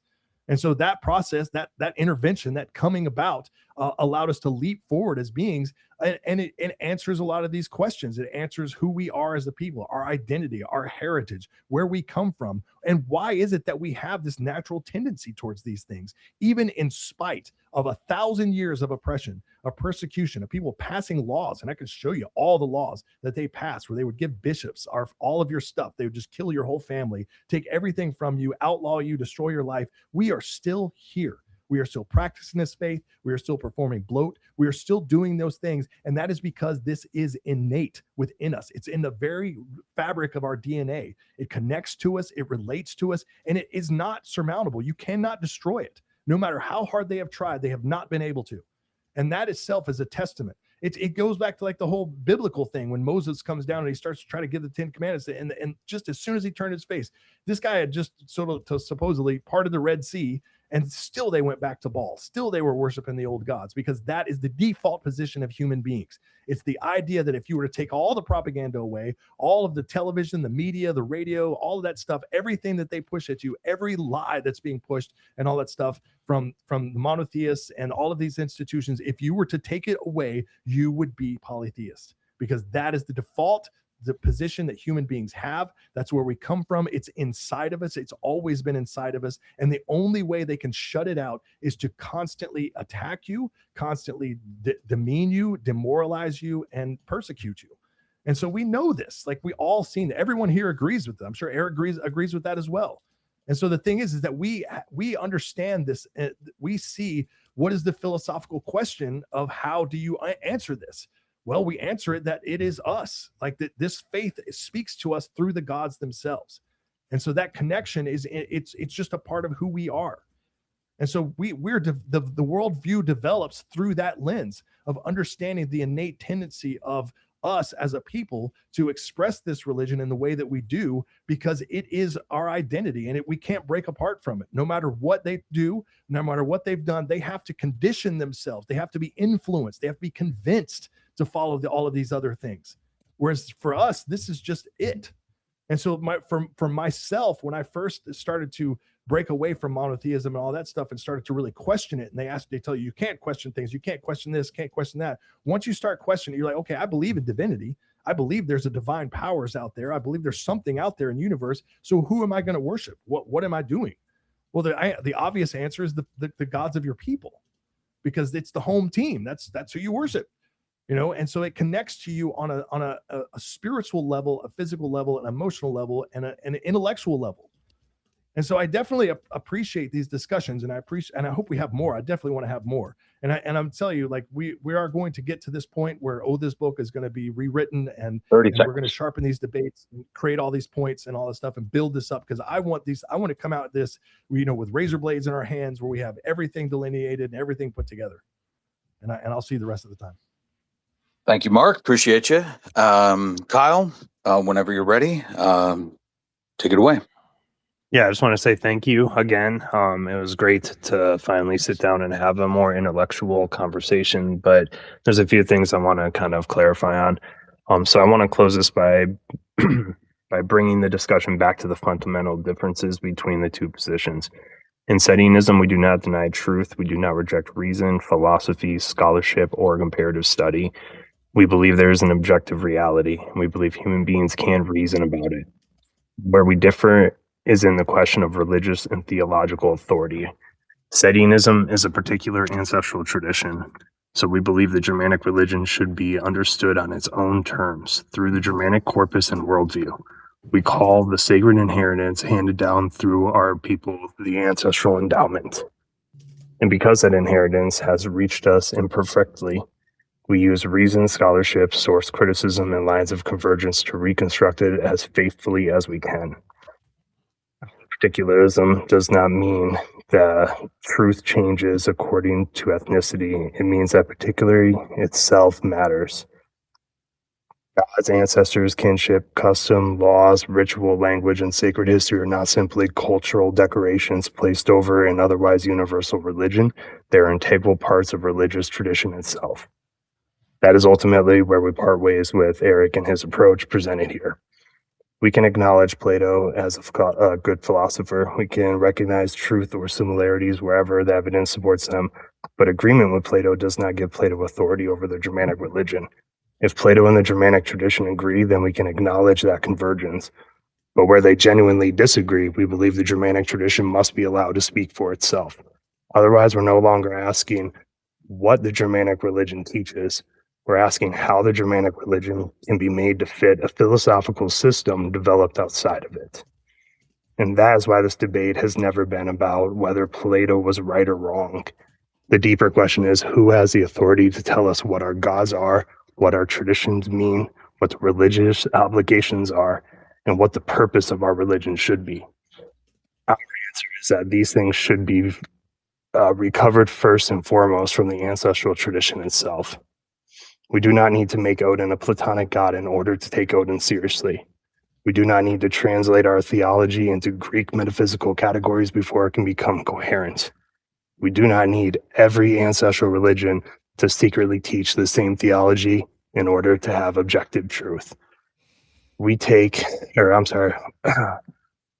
task as Sedians is not to reconstruct a universal philosophy and populate it with Germanic gods. Our task is to recover and understand and practice the Germanic tradition as a Germanic tradition. This is the case for the ancestral endowment. This is the case for particularism. And this is ultimately the case for Sedianism. And that's all I have. Okay, thank you, Kyle. Appreciate you. Okay, so Eric, you want 5 minutes, or did you want 10 again? It's up to you. I thought it was just 5. Did they both have, or did they both have 5 each? Yeah, 5 each. That's what I was thinking, but because of the. I don't think I'll use the whole 10 anyways. So you can start the clock. I'll probably start early or stop early. I just feel bad for Ethan. He's kind of sitting. The background. Ethan's been carrying the weight of this whole debate, dude. My back is sore from this. Emotional support, bro. The emotional support, Ethan. He's like, okay, so he's like, I got your back, man. Did you want the whole 10 and whatever remainder give to Ethan? Or? Yeah, that works for me. Yeah. Okay. Yeah. Okay. So whenever you start talking, I'll start the timer. Great. Thanks. Yeah. I just want to say again, thank you for having the debate, guys. I think it was good. And it really was a productive discussion. I didn't want this to be like blood sports or anything like that. So, I appreciate the conversation. It was nice to meet you both, and hopefully we can have more conversations about kind of philosophical topics in the future. Happy to do that. And Kyle, I wish you led with that closing statement. I feel like that gave me like a ton of stuff that I would love to respond to, but we're at the end here. So we'll just wrap it up. But I'm glad to hear you guys saying that you ground yourself in some kind of objective reality.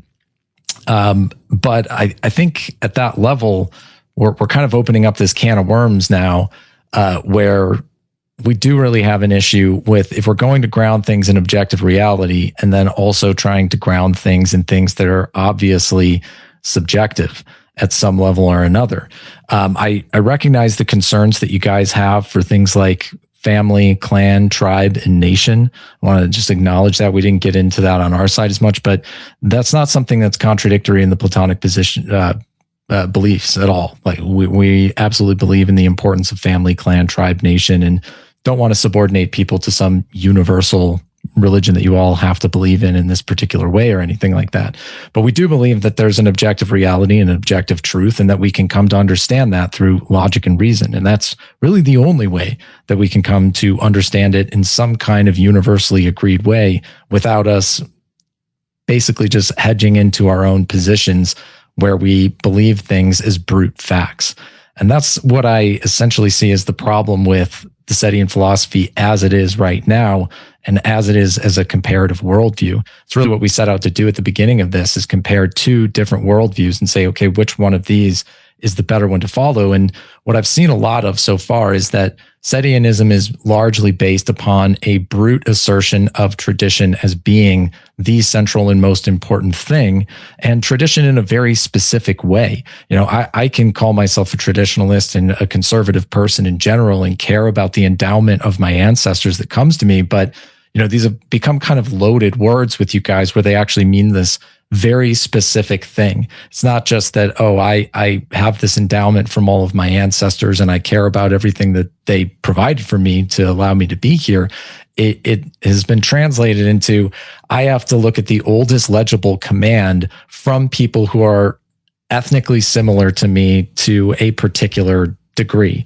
And I don't see any reasoning or arguments that were used to support that particular view, to be honest. So, this isn't really even an argument about being polytheists. We're both polytheists, or we're all polytheists. It's really about that idea of what is the best worldview. So we've seen in the basis of this, at best, I think we have an appeal to tradition and stating things as brute facts rather than making logical arguments for them. And somebody could equally take that same way of looking at the world and use it to say, my worldview is based on Karl Marx. And I don't think the ancestral endowment matters. I don't think it's important. I think Marx is important. Or I can say, you know what? I don't think the ancestral endowment makes any sense or matters to me at all. Or those old gods, they're demons because I'm a Christian. And that's what I want to believe in, or whatever. Or say, you know what, I'm a liberal atheist because that's my actual endowment. Say my parents maybe were atheists and I've grown up in a liberal culture. That's my actual inheritance. So I'm a liberal. And that's what I believe in. All of those are equally valid based on the arguments that I've heard. There hasn't been a specific reason why I ought to believe what you guys believe in any way, shape, or form. And I don't necessarily think you guys are even trying to make that argument at some level. I think you're very focused on the internal coherence of what you're doing. And that makes sense. I understand that. But ultimately, when we're getting into worldview versus worldview, we're not talking about the internal coherence. We're talking about the external coherence of how does this compare with something else external to us.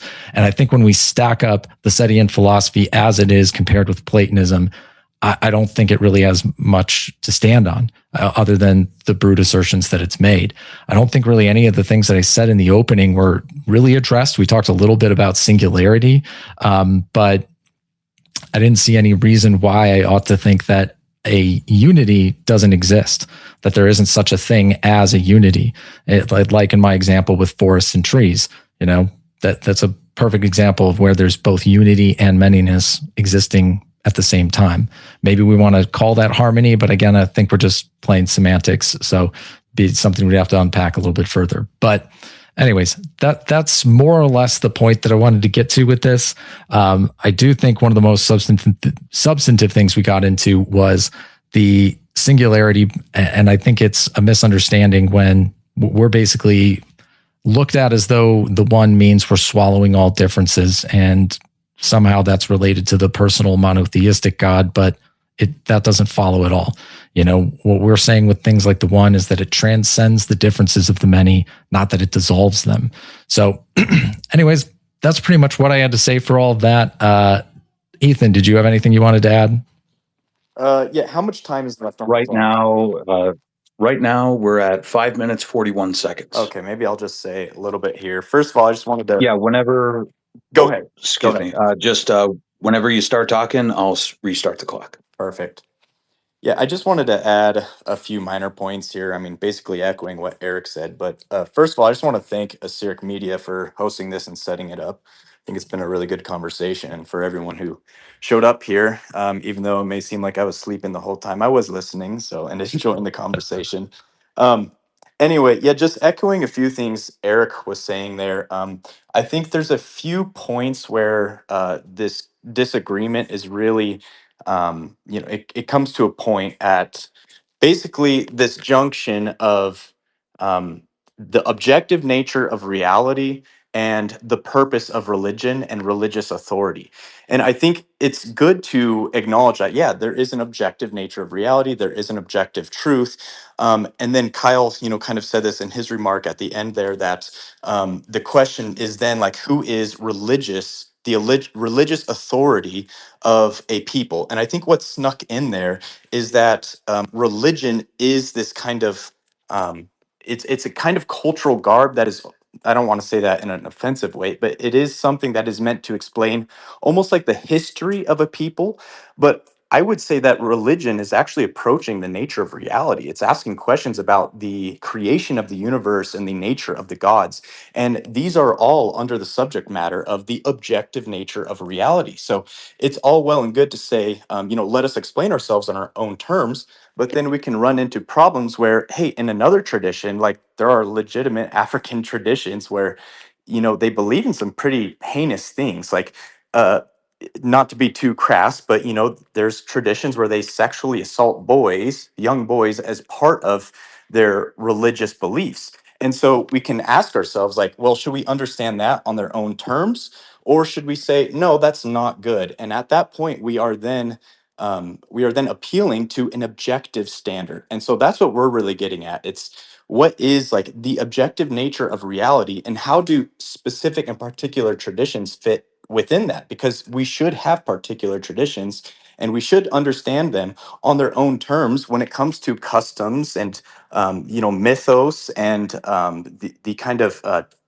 traditions and culture that we see with those people. But at the same time, it does fit into a greater web, a collective, as you guys would call it, which is the objective nature of reality. And every religion is speaking on this. So I think it is important to ask these questions, and kind of, going back to something I was saying earlier about this meaning crisis that exists now.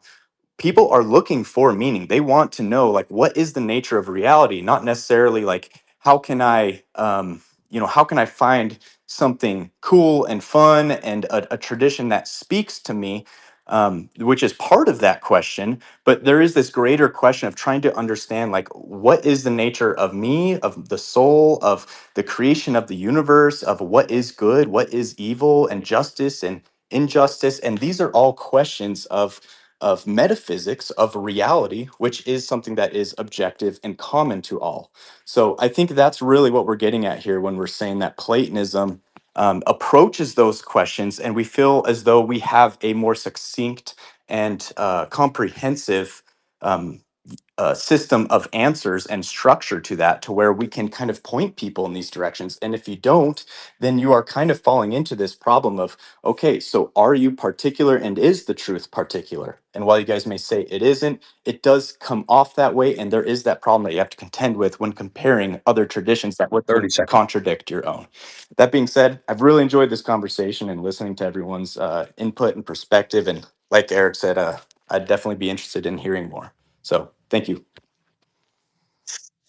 Thank you. So this is the end of the debate. So just quickly before we stop the recording and we open up a second space for the Q&A, because we want to keep this recording free from taint, because with a public space, there's always one or two guys who come up and ruin the recording. That being said, though, I did want a small section at the very, very end for you guys to promote where you guys are, any links people could follow, stuff like that. So I'll start with Eric and Ethan, and then we'll go to Mark and Kyle. Yeah, you can find all of our stuff at platonicpath.org. That's our website. I've got a Substack, YouTube under my name, Eric Clausen, for both of those. So those are probably the best place to find me, or just here on X. If you DM me or post at me, I'll definitely respond. And then for anybody interested in Platonism and wanting to hear more about that, we've got a Discord server where people get together and talk about Platonism. And we're swiftly moving towards in-person communities for things. So if that's something that interests you, hit us up and we'll get you connected to the people in your area. Thank you for coming. And Ethan? Nope, that's good with me. Platonicpath.org. There we go. Mark, where can people find you?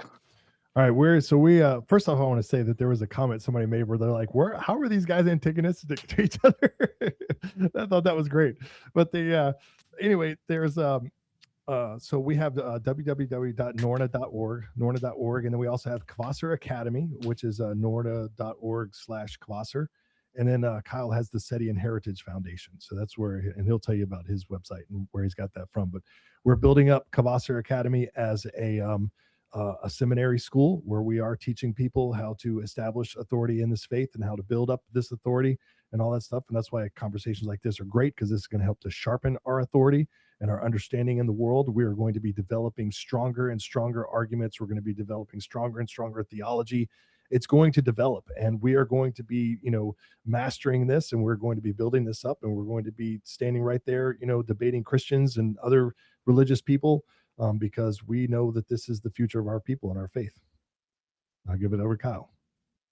Thank you, Mark. And shameless self-plug, I did a podcast episode with Mark and Kyle and several of the Kvasir graduates. It's called Kvasir Commencement. You can find that on Pagan Revivalism on Telegram. But without further ado, Kyle, any links or any ways people could get a hold of you? Sure. Yeah, so I have Black Hills Heathenry. That's my website at blackhillsheathenry.com for basically I try to find heathen artists and buy art from them and then make t-shirts and different stuff like that to try to help promote, Germanic culture. I also have the Sedian Heritage Foundation, which I'm the director of, and we put on events, hosting and teaching cultural literacy, stuff like that. That's actually, we just got a brand new website at Sedian, SEDIAN.org. That's a really nice website that one of our friends just made and donated for us. And obviously, you can find us on Telegram, Germanic Faith, the Noriana Society. Yeah, we got a bunch of them. So if you can find us on either one of those, then you can get in contact with us if you want to know more. We have groups all over the place that are practicing, coming together, different events. We're pretty well connected with the heathen sphere. So And there we go. So this is the end of the debate. We will be opening up a separate space for an open Q&A. So do subscribe to all of these fine gentlemen here. And without further delay, let's go to the Q&A.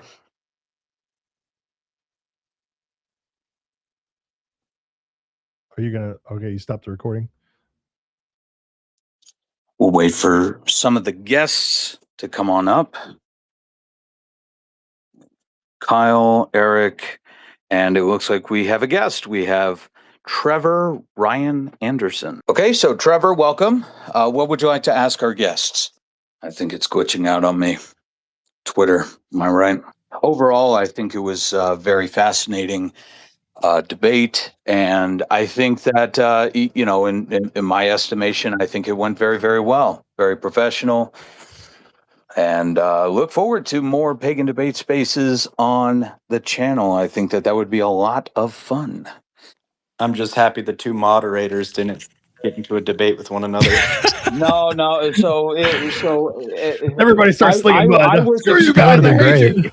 Look, man, I was expecting like but the thing was that I wanted to try to keep the times equal time. And when Kyle had his opening statement at like 3 minutes something, I was like, what do I do? I didn't think that far ahead. Okay.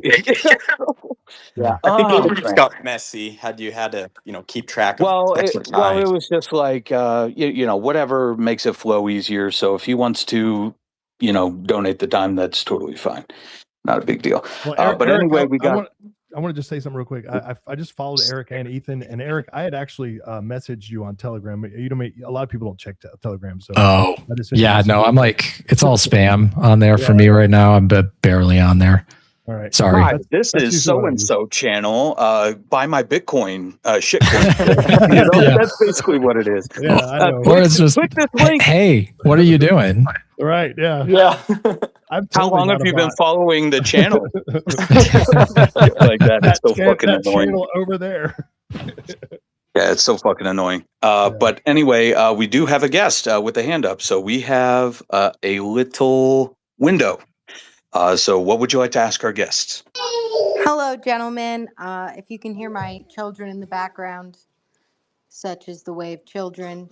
Let me pull up my notes. I had questions written down for both sides. I would like to start with the Platonist side because I have some more intentional questions about the system that you guys follow.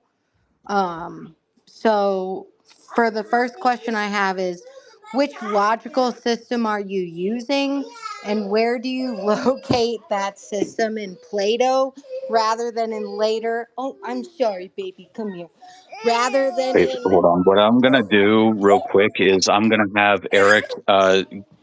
Could you accept the co so that we could get more guys up here? And I'll do the same for Yeah. of course. But anyway, that was directed to you guys. So Okay, I didn't know if there was more. The logical system, I mean, I think the best place you're going to find it is probably going to be in Aristotle, the first few chapters of Aristotle, where he goes over the basics of logic and reason. I mean, if you want to buy a book on Socratic logic, there's a great one by Peter Kreeft. He wrote a great book on Socratic logic that's based off of what Socrates does in the dialogues. So I understand what you're saying. My issue is that you're applying more formal logic language to Platonic and then later Aristotelian belief than is necessarily talked about within the belief structure that you're basing everything from. So I would like to know how you kind of like amalgamate all of these into a total idea and still call it Platonism, and not in an insulting way, just like a curiosity way? No, that's a good question. Platonism isn't just following the works of Plato himself.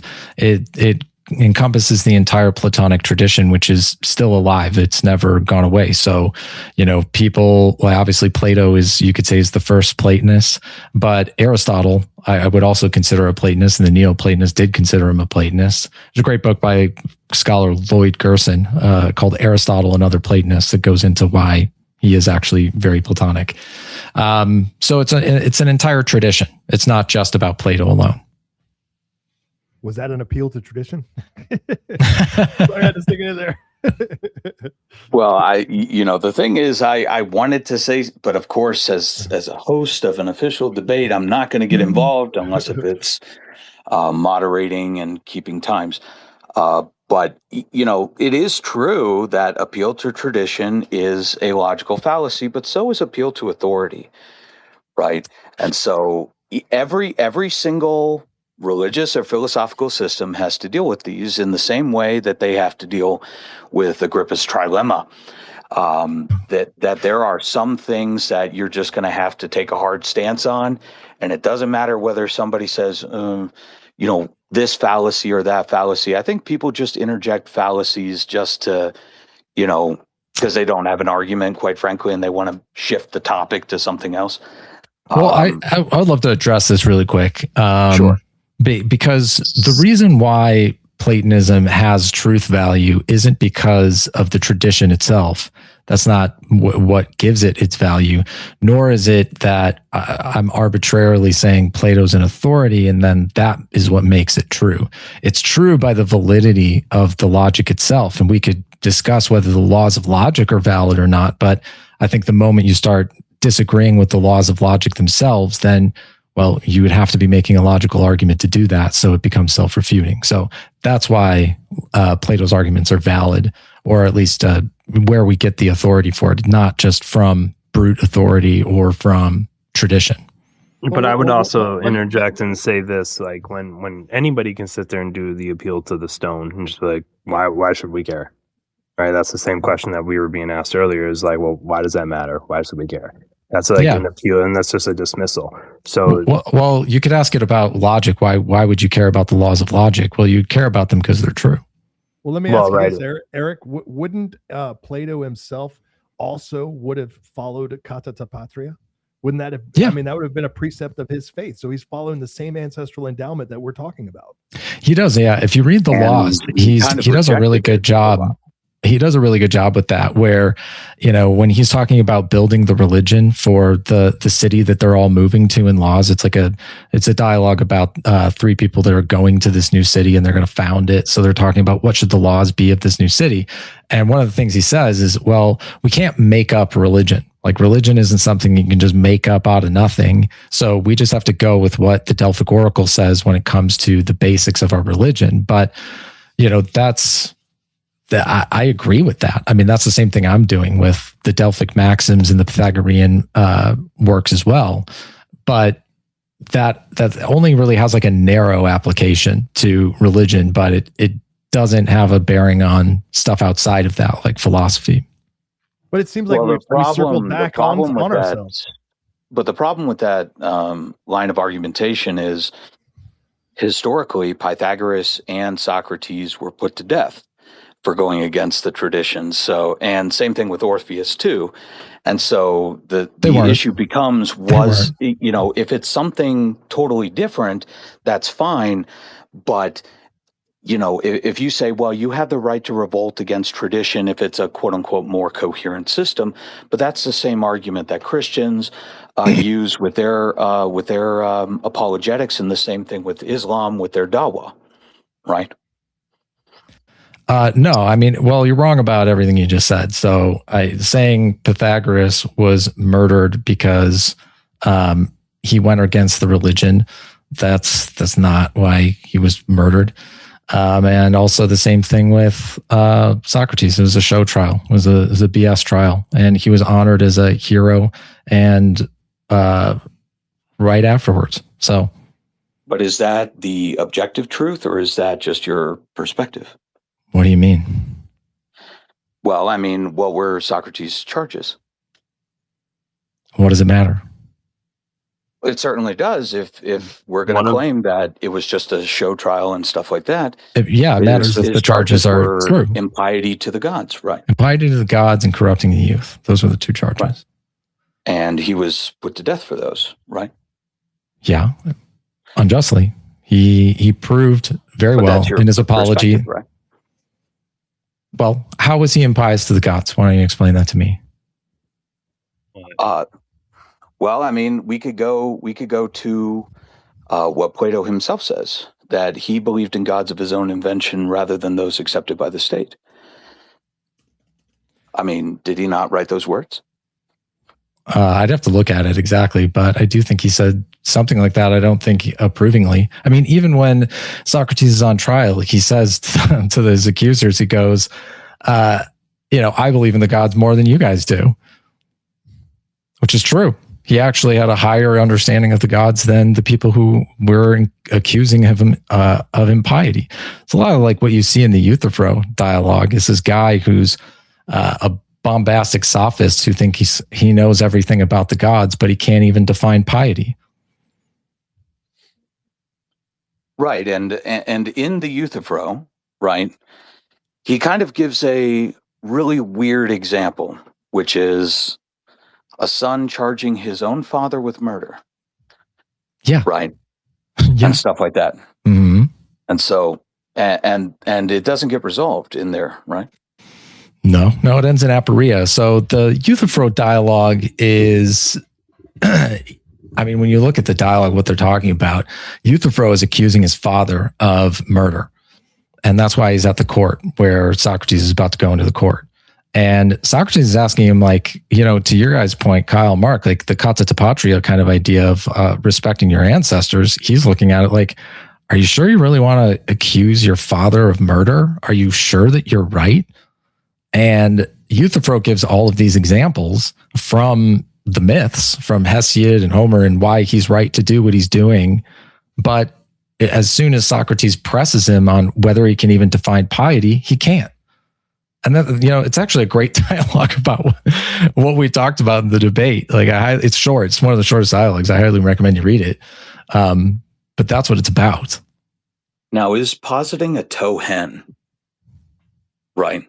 Is positing the tow hen a divergence from, Linear B, Bronze Age, and even early antiquity Hellenic religion? Who cares? See, that's kind I'm of the confused. point, right? Are we having another debate here? Yeah, it sounds like it. No. It's getting to the core of it, which is, if Plato broke from tradition, right, and he has a right to do that because it's more coherent or whatever, then the same could be true for Christianity or Islam, where one guy shows up and he says, "I got the true truth," trademark sign, and stuff like that. And how are you supposed to defend it if you don't have the bedrock of foundation because the foundation isn't based on some arbitrary revelation. It's based on logic and reason. If you can come up with a better argument using logic and reason, then okay, you've got a better argument. But one arbitrary system doesn't beat another arbitrary system. You can't. That's why I say, who cares? Did you say truth? We're just going to take. Did you say truth is based on logic and reason, or did I mishear that? I'm sorry. More or less. I mean, we can, if you want to get into some details about it, I would say so logic and reason points us toward the truth. Or points us towards our understanding of the truth. Is that what you're saying? Because is truth objective or is it subjective? Subjective. It's subjective? Objective. Okay, yeah. So if you have an objective truth and then you have difference in expressing that objective truth, what does that make it? Means there's different expressions of subjective expressions, right? Yeah. Right. Yes. All right. But, so just but having multiple subjective opinions doesn't mean that objectivity doesn't exist. Well, It just means that subjectively people understand only part of the truth or maybe none of the truth. It's opinion. well, right. But see, this is my thing, right? So with objective truth, like you're making a jump from, we agree that there's this idea of objective truth. Like there's a tree in this yard. That's an objective truth because there's a tree right there. That's if we saw it. But then how does that correlate to the Platonic truth? I'm sorry, I don't know if I understood the question. Like, so, I don't think I had it worded, but it, like we can say that like objective truth is like it exists, right? Sure. That really more or less kind of established realism, Hmm. not the Yeah. Platonic version of like the one, the good, and like that's where he's going out from the truth, right? Well, that depends. I mean, there's separate arguments for those things. So, I mean, if you want like an argument for the one, there's an argument for the one. If you want to look at, an argument for the forms, then that's a separate argument. Well, because you were, But they're argued. yeah, but like, does the truth, right? There must be truth. Does that automatically entail that that means that it goes to Platonic metaphysics? I don't think so. I mean, I think that you have to make a couple jumps to get there. Okay. I think so when then we're you're on the taking same it, page. when you're taking it holistically, I think, you've got to, it comes down to like, do you have a more coherent system with the whole thing or not? Sure. And I don't necessarily disagree with you. Like any system of beliefs and practices has to be internally consistent and coherent in order for it to survive. Sure. And that's Yeah, why we, I mean- and the thing is with our stuff that we're talking about, like we do have to reconstruct it. So we have a method and we have a methodology that actually focuses on evidence-based arguments. If you can make an argument that can beat the argument with evidence that we've made, Sure. then we reevaluate it. Yeah. Well, the thing also, Eric, I'd like to say is that, because I think that like we were kind of getting in the weeds a little bit and Mhm. misunderstanding each other's terminology here, right? Yeah. Because if we're talking about Plato is following the kata patria, and then you talked about like people being corrupt and all that stuff, and these guys who were pompous politicians, and pompous politicians are always going to exist, But the thing is that like even Plato himself, if he has kata patria as his grounding, right, as his beginning point, even if he like turns it on its head, it's himself, right? The fact of the matter is that his authority is that. And that's what we're talking about. That's what we're saying, is that you have to have an origin point, right? An origin point where you say, this is the point. This is where this begins. This is where this starts. And so if Plato himself has that point where he's like, no, I follow kata patria, that comes from Prometheus. That comes from the culture bringer. That gets passed along the royal families to us today. And that's what our tradition is. That is the same exact argument that we're making. Yeah. I mean, Plato's a tremendously conservative person. And when you read his works, it's something that becomes really apparent that like he's very uneasy with the idea of like inventing a new religion or anything like that. He's not comfortable with that idea. He's always working within the bounds of his culture to make sure that he's not, doing anything that would be considered impious. And maybe that's just him being careful, but I think there's actually like just a humility to it, that he's very uncomfortable saying something that he's not 100% sure of. And that just leads him to be, if he doesn't have what he says in Laws, about the kata patria is that, if I don't have a reason to think otherwise about this, then we ought to accept that our ancestors knew the gods and the tales that they told about him, being ancestors of them. We should accept that, and just run with it. So I get that. And that's where, for me, like the myths still have an important place in my life, and the gods in their traditional formats still have a role in my life because of that. Right. But what? Let's get to hands here. And we got Illyrius with the hand up. By the way, everybody in the speakers, because there's a lot of requests. Once when you're done with your questions, if you wouldn't mind stepping down, that way we can fill in for more questions. But if you do have more questions, just hit the heart icon down there and click the hand up button, and we'll get to you next in line. So, Illyrius, go ahead. Yes, so the Sadian guys in the debate said that they actually accepted the idea of a Proto-Indo-European peoples.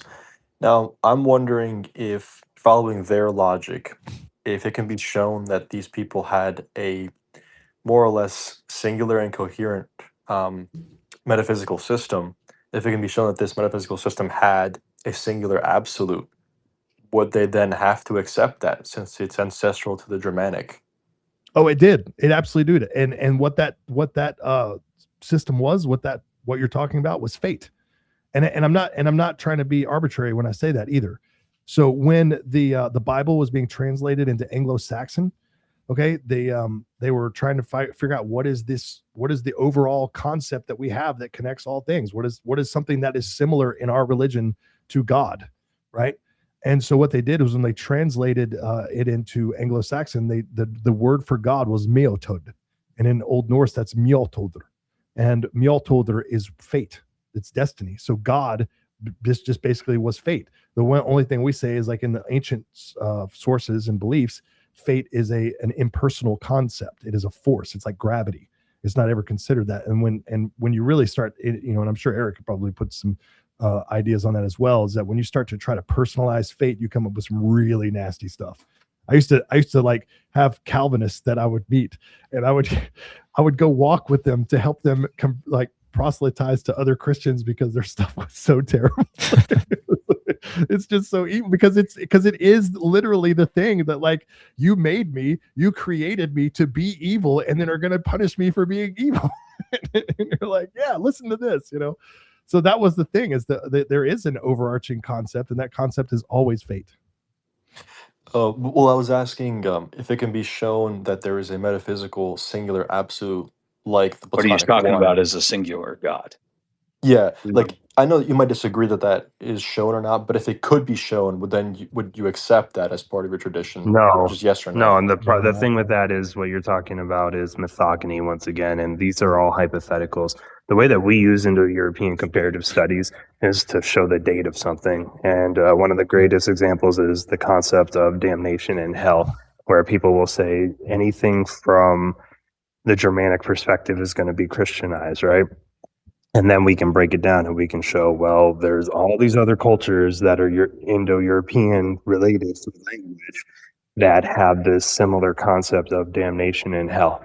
And then we can break it down and be like, the Germans had it, the Celts had a version of it, the Romans, the Greeks, the Hindus. And then you can go outside of that and see that other polytheistic cultures also have a version of it.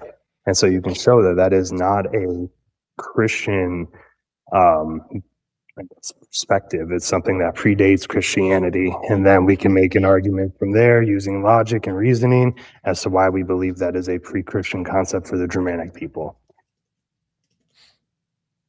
Yeah, and just to be clear, I still, though there is ongoing disagreement, here's the thing: the burden of proof, if you want to propose pi deities and what they actually believed and stuff like that, you have to actually provide actual physical evidence, right? Because otherwise it's a reconstruction, and that reconstruction can intentionally or unintentionally contain the biases of the researcher.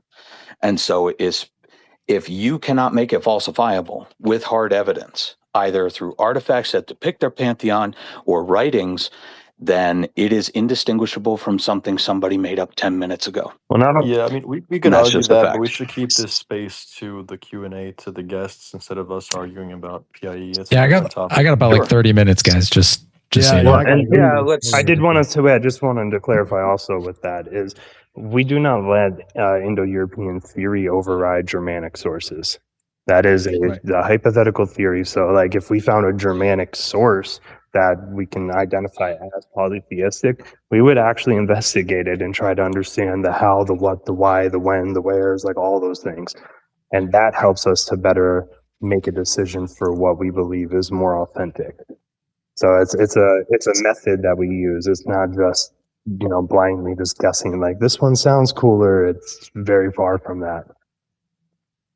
Right. Well, thank you, Illyrius. Let's move on to the other hands. We have next up Full Verity. Full Verity, welcome to the show. What would you like to ask our guests?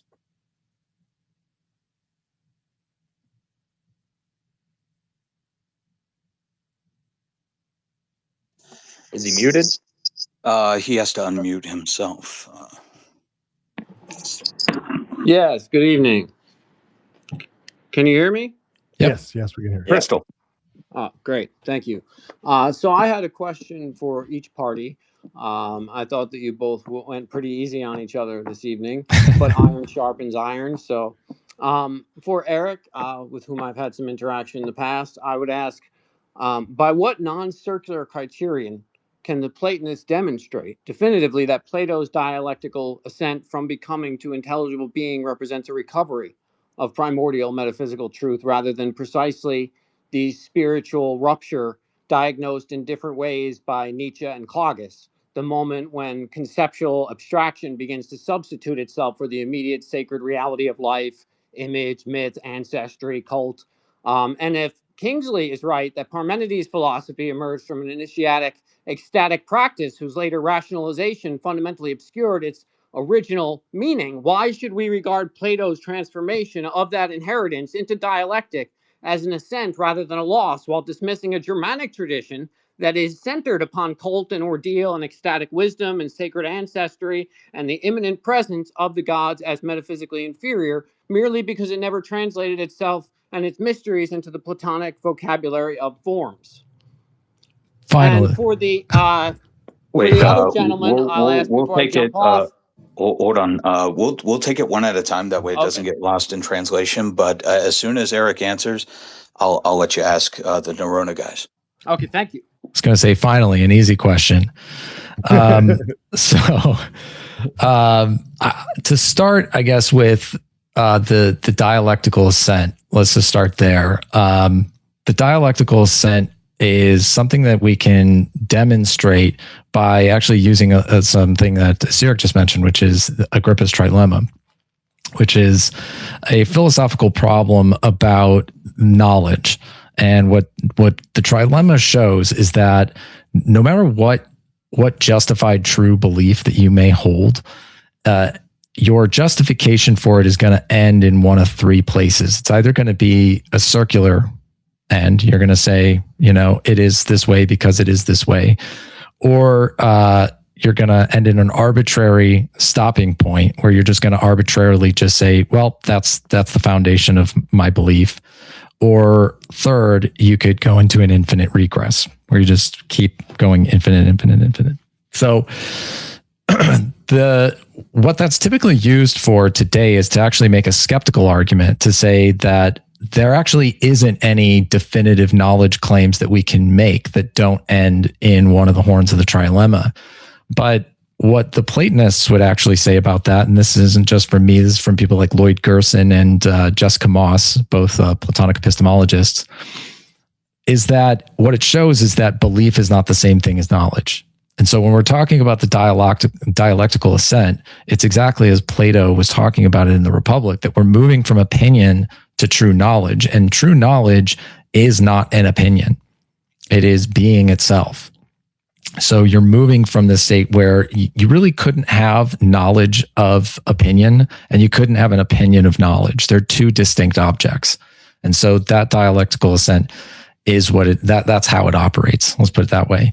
But I don't deny that somebody could not go through that dialectical process in the exact philosophical way and still reach the same results. They absolutely could. And the reason why they're capable of doing that is because being itself is not propositional or dialectic at all. So in that sense, when you're communing with the forms, so to speak, let's say take the form of justice, for example. The form of justice isn't a proposition. You don't come to know justice by knowing it as a proposition or as an opinion. You know justice because you are just. The just man is the person who knows the form of justice. And you can be a just man without being a philosopher in the traditional sense of the word. Hopefully that answered your question. So, Full Verity, did you want to ask the Neurona guys a question? Yeah, I'm not sure that Eric fully answered my question. It's really not. He did his best, but it's not fully clear to me how we can assert that this is really a perfected initiatic wisdom rather than the rationalization of its corpse. But I don't want to get argumentative. I'll just ask Mark. when Odin sacrifices himself to himself upon the axis of the worlds, what exactly crosses the ontological threshold in your interpretation? Because if there exists nothing beyond immanent nature, and Odin himself is ultimately contained within the same cosmic process, then is his sacrifice an initiation into a higher order of being, or merely one conditioned entity acquiring information about other conditioned phenomena? And if it's the latter, on what grounds do you call this an initiatic religion rather than just a mythologized naturalism, which is really what I see in your 9 points? Well, that's the thing, is I do believe that sacrifice ontologically does take place, that it does actually happen. And there is some, like I was saying with the three realities, you have this idea of ontological reality, and then you have perceived reality, and then you have the viewpoint of the noetic reality, right? And so you're going to see these things that take place. And when we're looking at Odin's ascension, essentially to king, right? Ontological reality, and then you Sorry, I just got a feedback. perceived reality, and then you have. Could you mute yourself, Verity? Yeah, sorry about that. I just got a feedback. So I think that when you're looking at those perceptions and you're looking at the perspective of this, we're looking at Odin as the highest god. Like, how does he earn this position? And it says it in the Havamal. It says that he becomes the highest god, that he elevates himself through this position, and we see like him earning it. And that's what I was saying before about the whole idea of the lore not really necessarily being parable, right? That the lore it's a proving ground. It's the God stating that we have earned our position, that we are basically brought into this because of struggle, because of strife, because of development, of evolution, strengthening ourselves. And so we deserve this worship because of this. It's not sitting there saying, oh, follow us and do exactly what we're doing. So that's the position that I hold on that. Hopefully that answered your question, Full Verity, but we're going to move to some other hands. So I got to go, guys. I got work stuff to do. Yeah, thank you for coming, Mark. Appreciate it. Thanks, Mark. Yep, thanks, man. Okay, Trevor, you're next up. What would you like to ask? Oh, man, Mark's going? Well, we got Kyle, and That's Kyle okay. can answer That's okay. all the questions you want. True. All right, yeah. So for me, I see this as the basic pagan question of universality versus folkish reality, and I just see it as with the neo-pagans. They're looking at so many different cultures.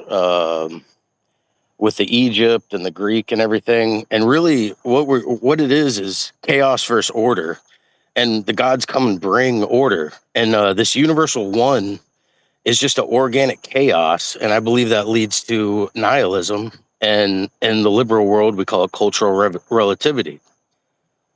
So I guess my question for the Platonists is, do they see the one as an organic elemental chaos? No. The short answer is no.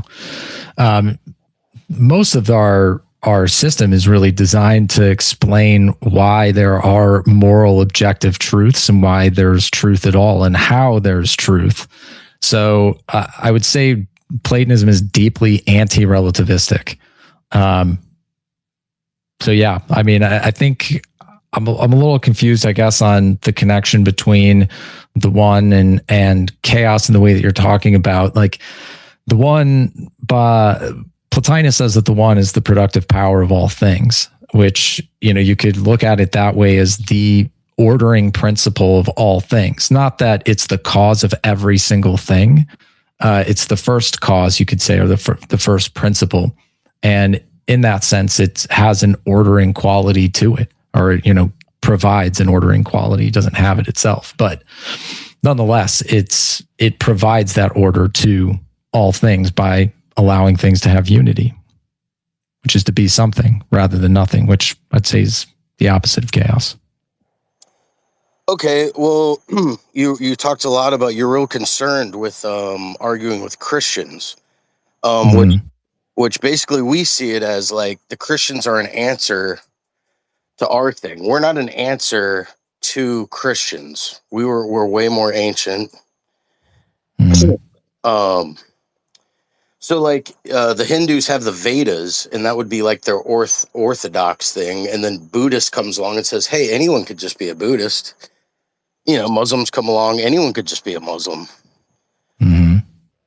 And then it comes to the deal where it's like, they ask Christians, like, would you rather, like a normal Christian, would you rather your daughter marry a European pagan or a Nigerian Christian?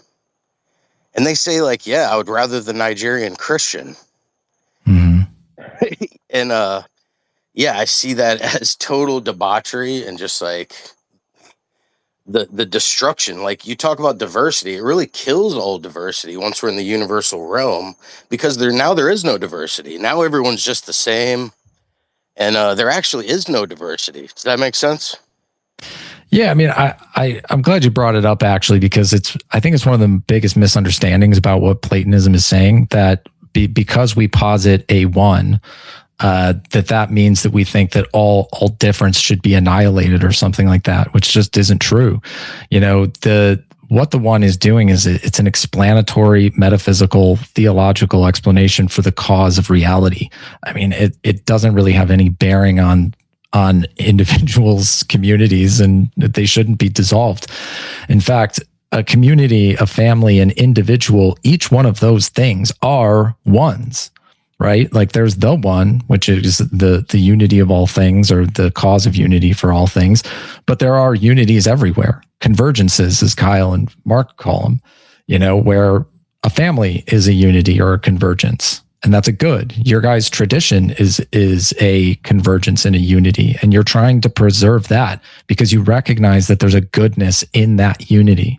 There's a goodness in the family being one and together. There's a goodness in the individual being one and together. We don't want ourselves to dissolve any more than we want our families or our nations or our communities to dissolve. And so the way we look at it is there's an ultimate good, but that ultimate good goes into reality as many different particular goods. So there's a hierarchy to it as well. So like, the higher up you go, there is more importance to it in some sense, but at no point does that mean you dissolve the lower layers. Yeah. So Wait, hold on, Trevor, just real quick. We do have to get to other hands. Let me just say one thing. So basically, that's like what communists and liberals say. Basically, I don't know. Basically, in a focused realm, what good and bad is what's good for you and what's good for your family. If I'm giving all my money away to, some kind of charity or something, this altruism is the good thing. And like, being selfish is a bad thing. And like, look at the world that's created. I mean, look at the resources we're giving away. And, our people can't even afford to have a mortgage or a family. Because we're so altruistic. And, I think it's... I see what you're saying, and I can respond to that really quick. So, you can't destroy a lower unity for the sake of a higher unity. It'll actually destroy the higher unity if you do that. So, for example, like if I said I'm gonna exterminate a bunch of families for the sake of the nation, it's like, well, you're destroying the nation in the process of doing that. And so, you can't look at your family either in the same way and say like, well, I'm going to start picking off family members or disadvantaging my family members for the sake of the country. Like, no, like, it's your job as the head of a household to look after your family. That's your part of the unity to take care of. So it's important at all levels. And when we reach the proper stasis, it's integrative unity where it's not mutually exclusive. That's actually how we know that something is good on a societal level, is that, it's like what's good for the goose is good for the gander kind of idea. No, that doesn't follow, because you're a statist. Hold on. We have to move on to other hands. So I'll get right back to you as soon as we cycle through. He's moving the goalposts. Relax, dude. Well, I mean, I think so. Everything's a unity. So. I'm unity. My family's unity. There's a million unities. You see how many unities you've created here? It's a mess. It's nihilistic, and it's bullshit. It's exactly the bullshit we were trained in college for, And How is it nihilistic to recognize that there are unities? what's the unity? The There are many country, unities. America? There They're are all many unities. unities. Think about Yeah. that logic, right? There are many unities. And you Yeah. say you're polyistic, but you say the one. Like, you're repackaging Jewish culture and you're packaging communism. That's what that is. Not doing It's either of those nihilism. things. It's not Trevor, nihilism. is it true that there is something that is good for you and your family? Of course. Okay, so isn't that a unity? It's a one. There's something that is good, Yeah, but or that is there doesn't no such include. thing as good because it's actually a many? Because if the good is actually many, it's also evil. Yeah, but what was your example earlier? You said, hey, these Africans kill children. So is that part Right? of Is my that good? unity? Well, they have an average 70 IQ. They're not even in the same universe. It's a multiverse.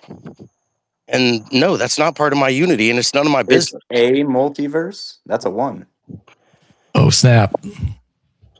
You're talking about it's an elemental chaos. That's like if I cut down a tree. Nobody said that. Who The said whole Yeah, but we actually said we don't say that. I think we Yeah, should move on to other hold on. hands here Yeah. because this is a Yeah, lot of you debate. haven't no, thought it out. You're I lost in a was thinking the same. philosophical Hold on, dialogue that's Trevor. Hold bullshit. on, Trevor.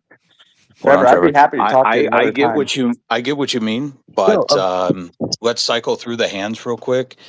And I appreciate you coming up and asking the tough questions, really do, because I have similar concerns as well. yeah, exactly. These guys are bullshit. Let's go to Guck Mall with the hand up. He's next in line. So Guck, go ahead. Okay, thank you, brother. I got two quick ones. I mean, first question would be if you guys consider it at all or value it at all, but how do you then integrate Hermeticism into your Platonic worldview? And then I guess I'll just say my second one, but that's the first part. Yeah, I mean, I'll say I've just always been a big fan of Hermeticism, and I think the Corpus Hermeticum is very, very Platonic. I mean, there might be something where I think we would favor a Platonic argument, like from Plotinus, maybe for certain things when it talks about like the soul and gods and certain ideas in reincarnation. There's some inconsistencies in the Hermetica between like the Hermetica and the Asclepius. But by and large, I consider it a kind of like Platonic revelation. Well, I'm going more to just like boiling it down to the most exactly bare elements, which are like the 7 kind of principles. So going to the principle of duality is how do you guys integrate duality into your demanding this single universe where all is universal and absolute objective reality? How do you not integrate the subjective part of objective reality? Because that is actually the true nature of reality, is it's subjectively objective. Because trying to say there's an absolute good is always going to be relative to who is good. Yeah. And like what is good to them, right? Like trying to say it's the ultimate good is definitely not the same. It's thinking everything through our Aryan lens and putting it now projecting onto everything else and assuming they have the same feelings, rationale, or like using logic, or assuming if we were both using logic that we would come to one universal terms. That's like what you guys seem to suggest. Sure. Let me put it this way. For one, the Kybalion isn't really like real Hermeticism. I kind of consider it fake Hermeticism. But well, even in even if you consider that, how do you just like break any of those principles? Isn't everything vibration? Everything's vibration. Is duality exist? I don't think that's what I mean. I don't think everything's vibration. If you read the Corpus Hermeticum, it doesn't say that. But duality, for example, you were talking about duality. Like, how do we incorporate duality? Well, there's what's called the dyad, which just means duality, which is the second principle after the one in Platonism. So it's actually what we say is that it requires what we call limit and unlimited, which is the monad and the dyad, which is essentially like you can look at it like the principle of identity and the principle of difference. And it's those two things that make reality. You have to have those two things in order for there to be any reality of any kind that has substance. And so it's at the very core of what we're talking about. It's like, to us, it's second to the one, you could say, is duality, is this principle of difference.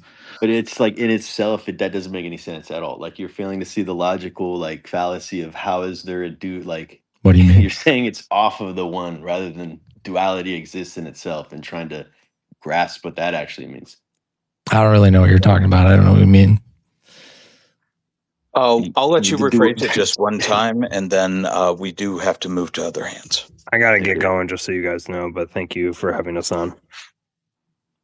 I mean, Well, thank you, just at Kyle, for least in the coming up. self Appreciate of it. relativity and your what is ultimately good is completely exactly subjective to who is the observer, who is the quote unquote logical participant in this equation. So good is completely subjective, is what you're saying? It's got obviously a absolute morality into different like bodies and spirits that is not like universal to all things, right? Yeah. Different things have their own objective morality, you could say. I don't know if different things have their different objective Well, morality. why would you? But that doesn't. That you just thinking that doesn't based on like observing the rest of nature and like primal nature and all these things. Like that's kind of the philosophers think. No, I just They mean have all these things around them in the city, so now they can think and like and just ignore the primalness and how they got there. Right? I'm just saying subjective, objective morality is incoherent. You're saying two different Can things. I ask a question here to the No, actually, guy I thought I speaking? just like Yeah, let's articulated pretty well. let's go ahead and move to the hands. We will get back Okay, to you, no Pinky worries. promise. But let's move to White Mask. It's good to see you again. So what would you like to ask any of our guests?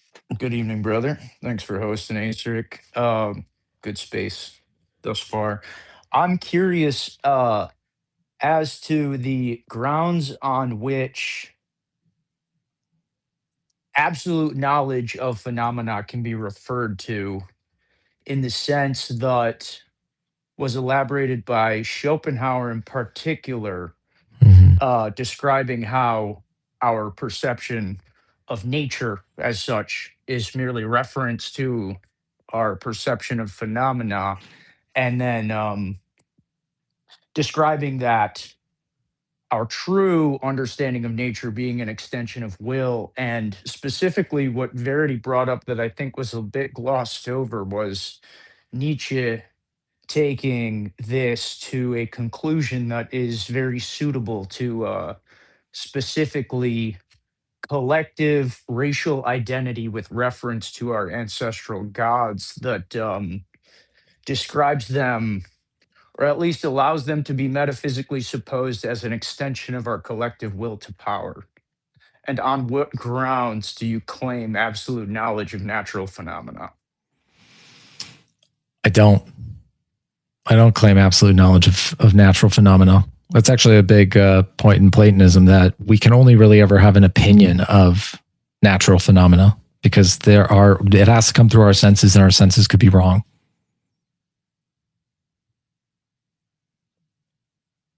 Fair. I suppose. Well, thank you. Yeah, you're welcome. Well, hopefully that answers your question, White Mask. And again, it's good to see you again. And let's get back to the hands. We got Illyrius with the hand back up. So take it away. I didn't mean to. I can't even see hands right now. I don't know what's going on. I think it was a glitch. But just carry on to the next person.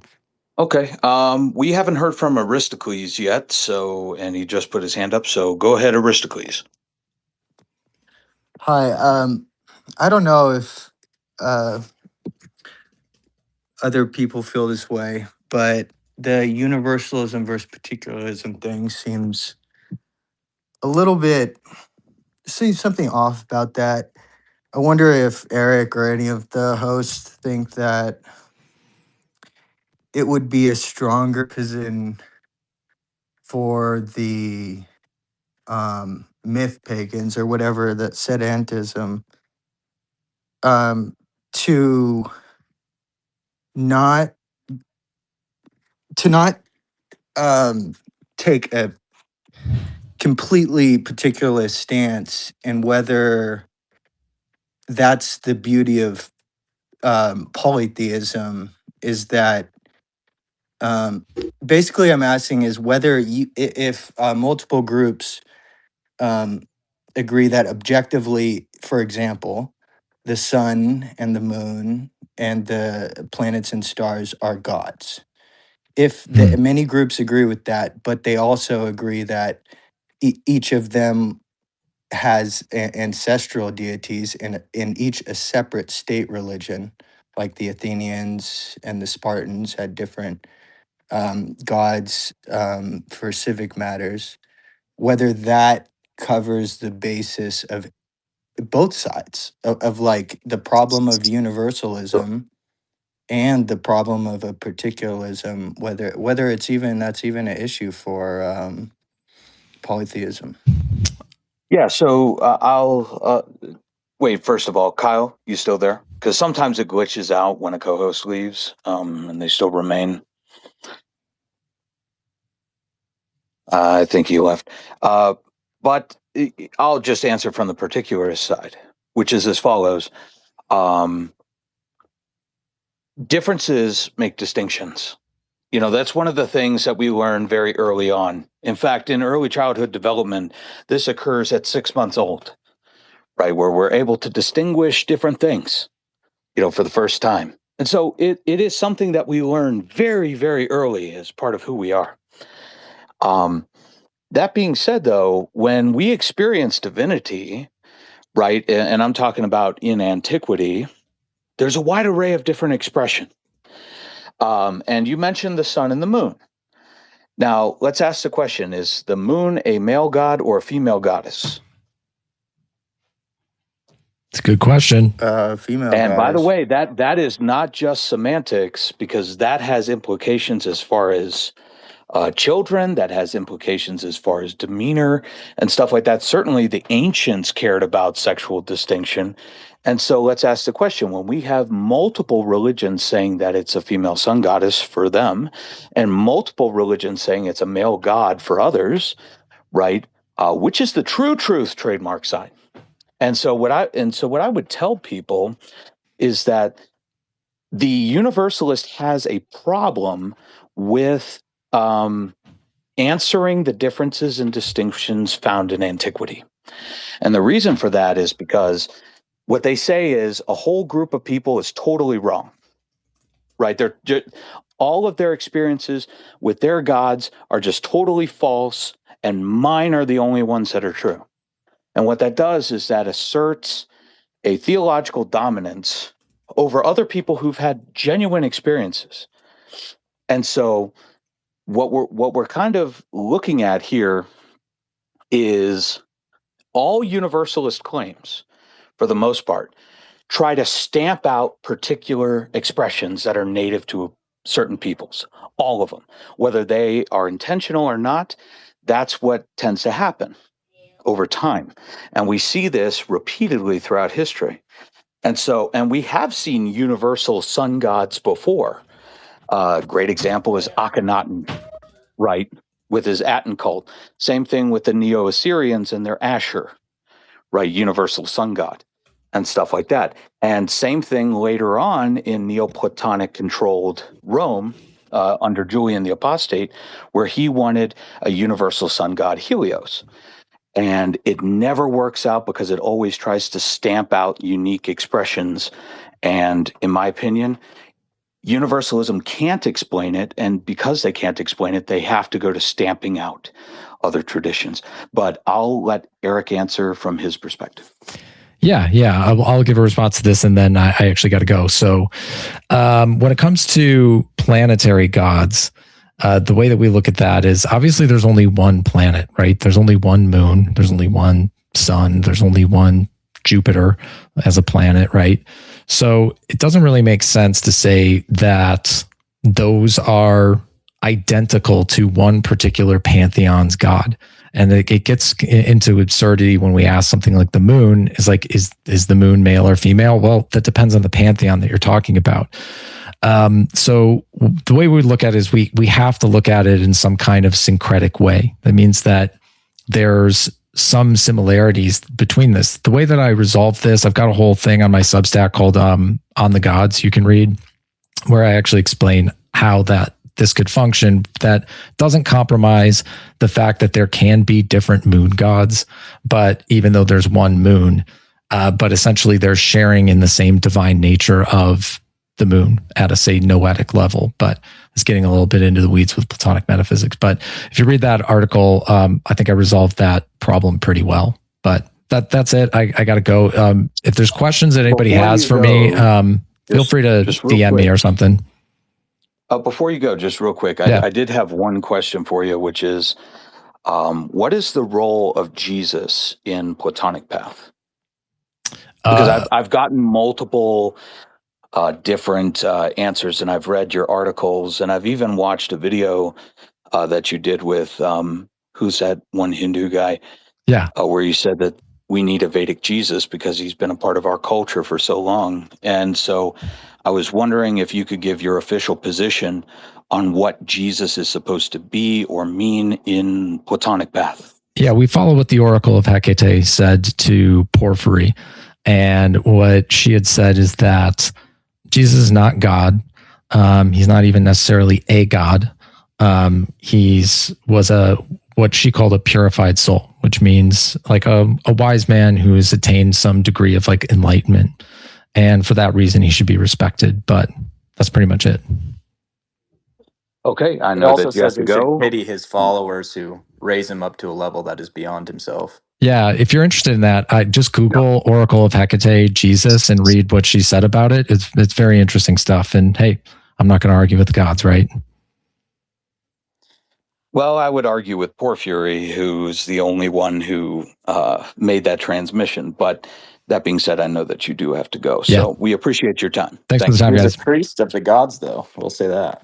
And by the way, Ethan, I sent you a co-host in case if you want to, have some control over here.